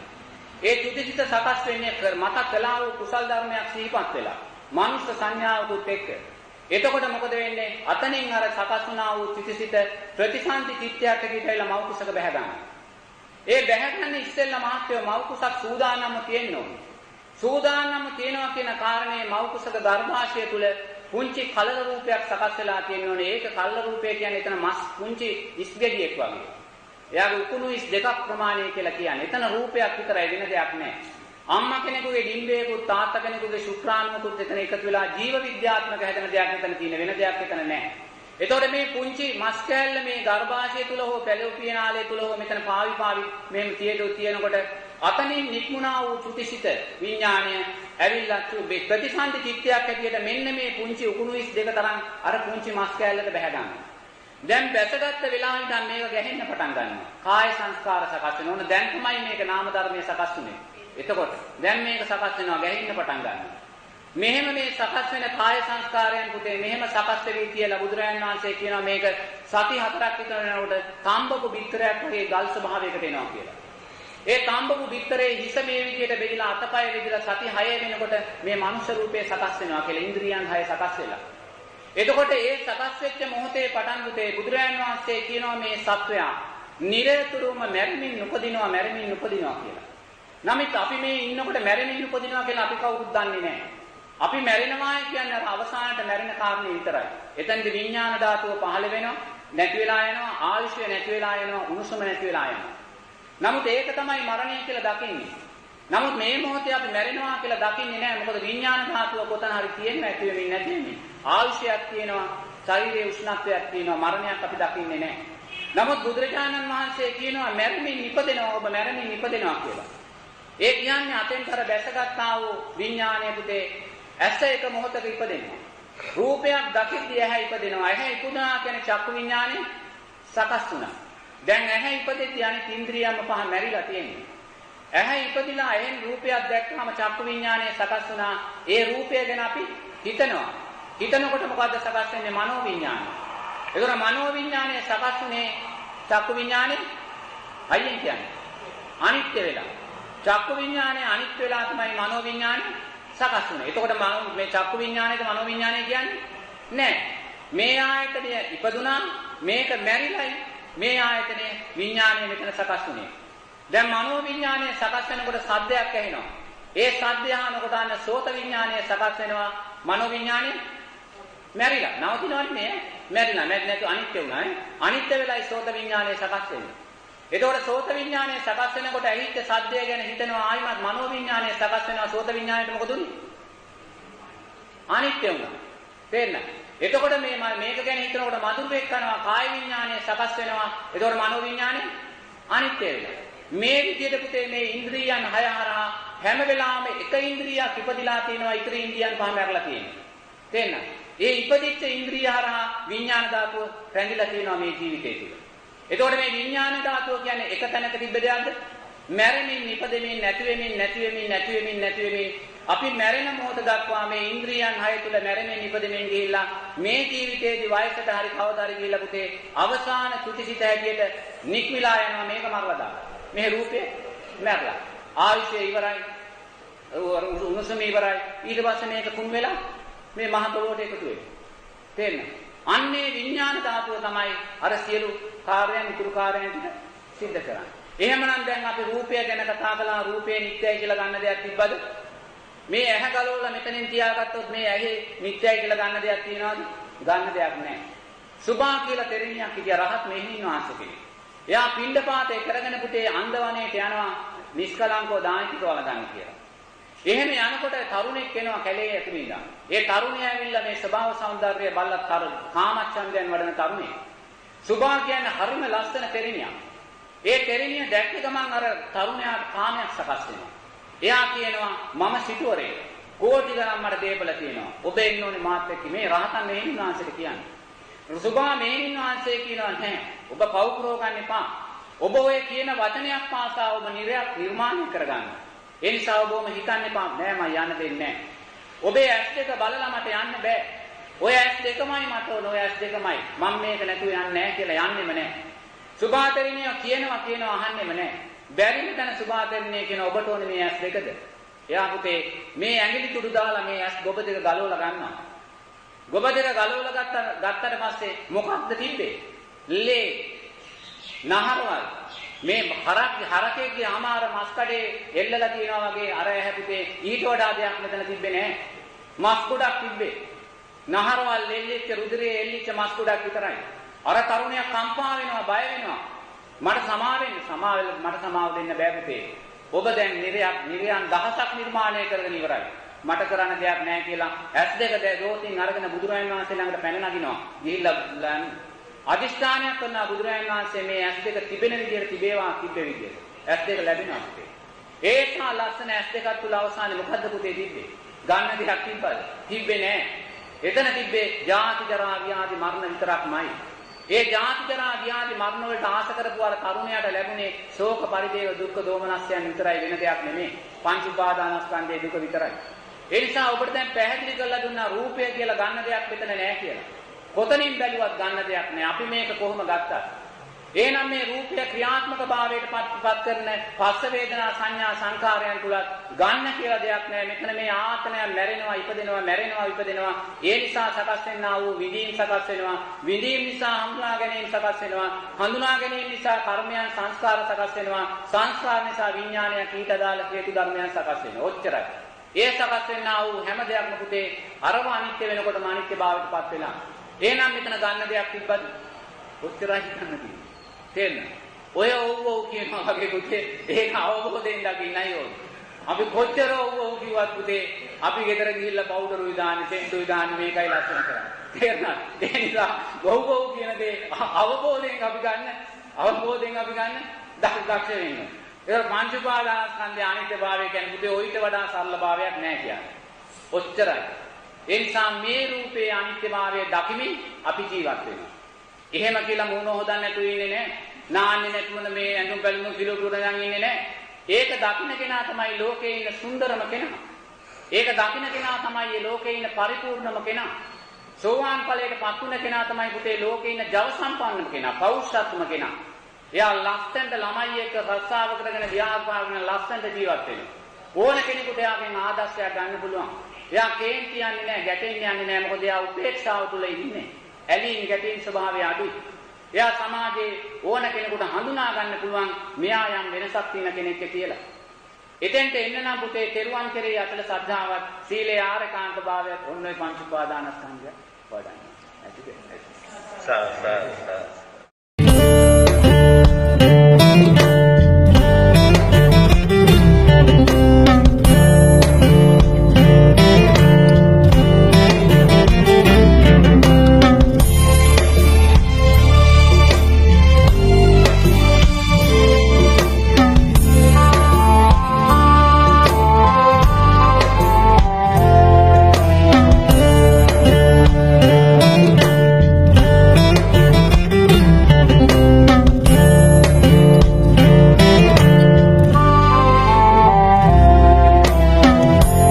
සසර කතරේ ගිලී දෙවෙනා ලෝ සතන් සනහා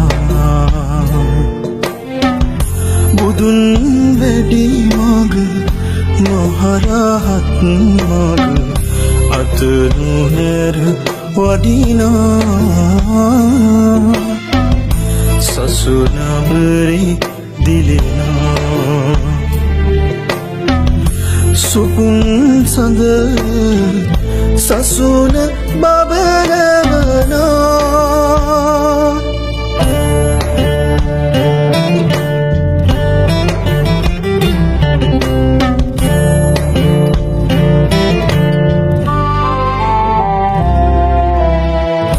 ගෝර සසරේ දුක නසන්ත භවයේ දුක කියනා කුසල් ගමනේ අසිරිමත් දෙව් අසිරි පහදවනා සදා දුක් ගිනි නසන නිවනේ රන් දොරටු අරිනා නුඹය අප දුටු උදු පුතුන් කෙලෙස් දම් බිඳිනා ඈත හිමයක නිසල අරණක පවුන්දම් වඩනා ඔබේ බණ පද නිවයි අප හද දම් සිසිල තවරා සදා දුක් දිනි නසන නිවනේ රන් දොරටු අරිනා අරිය ඥාන සමිදේ වදිමි පාකමල නිබාද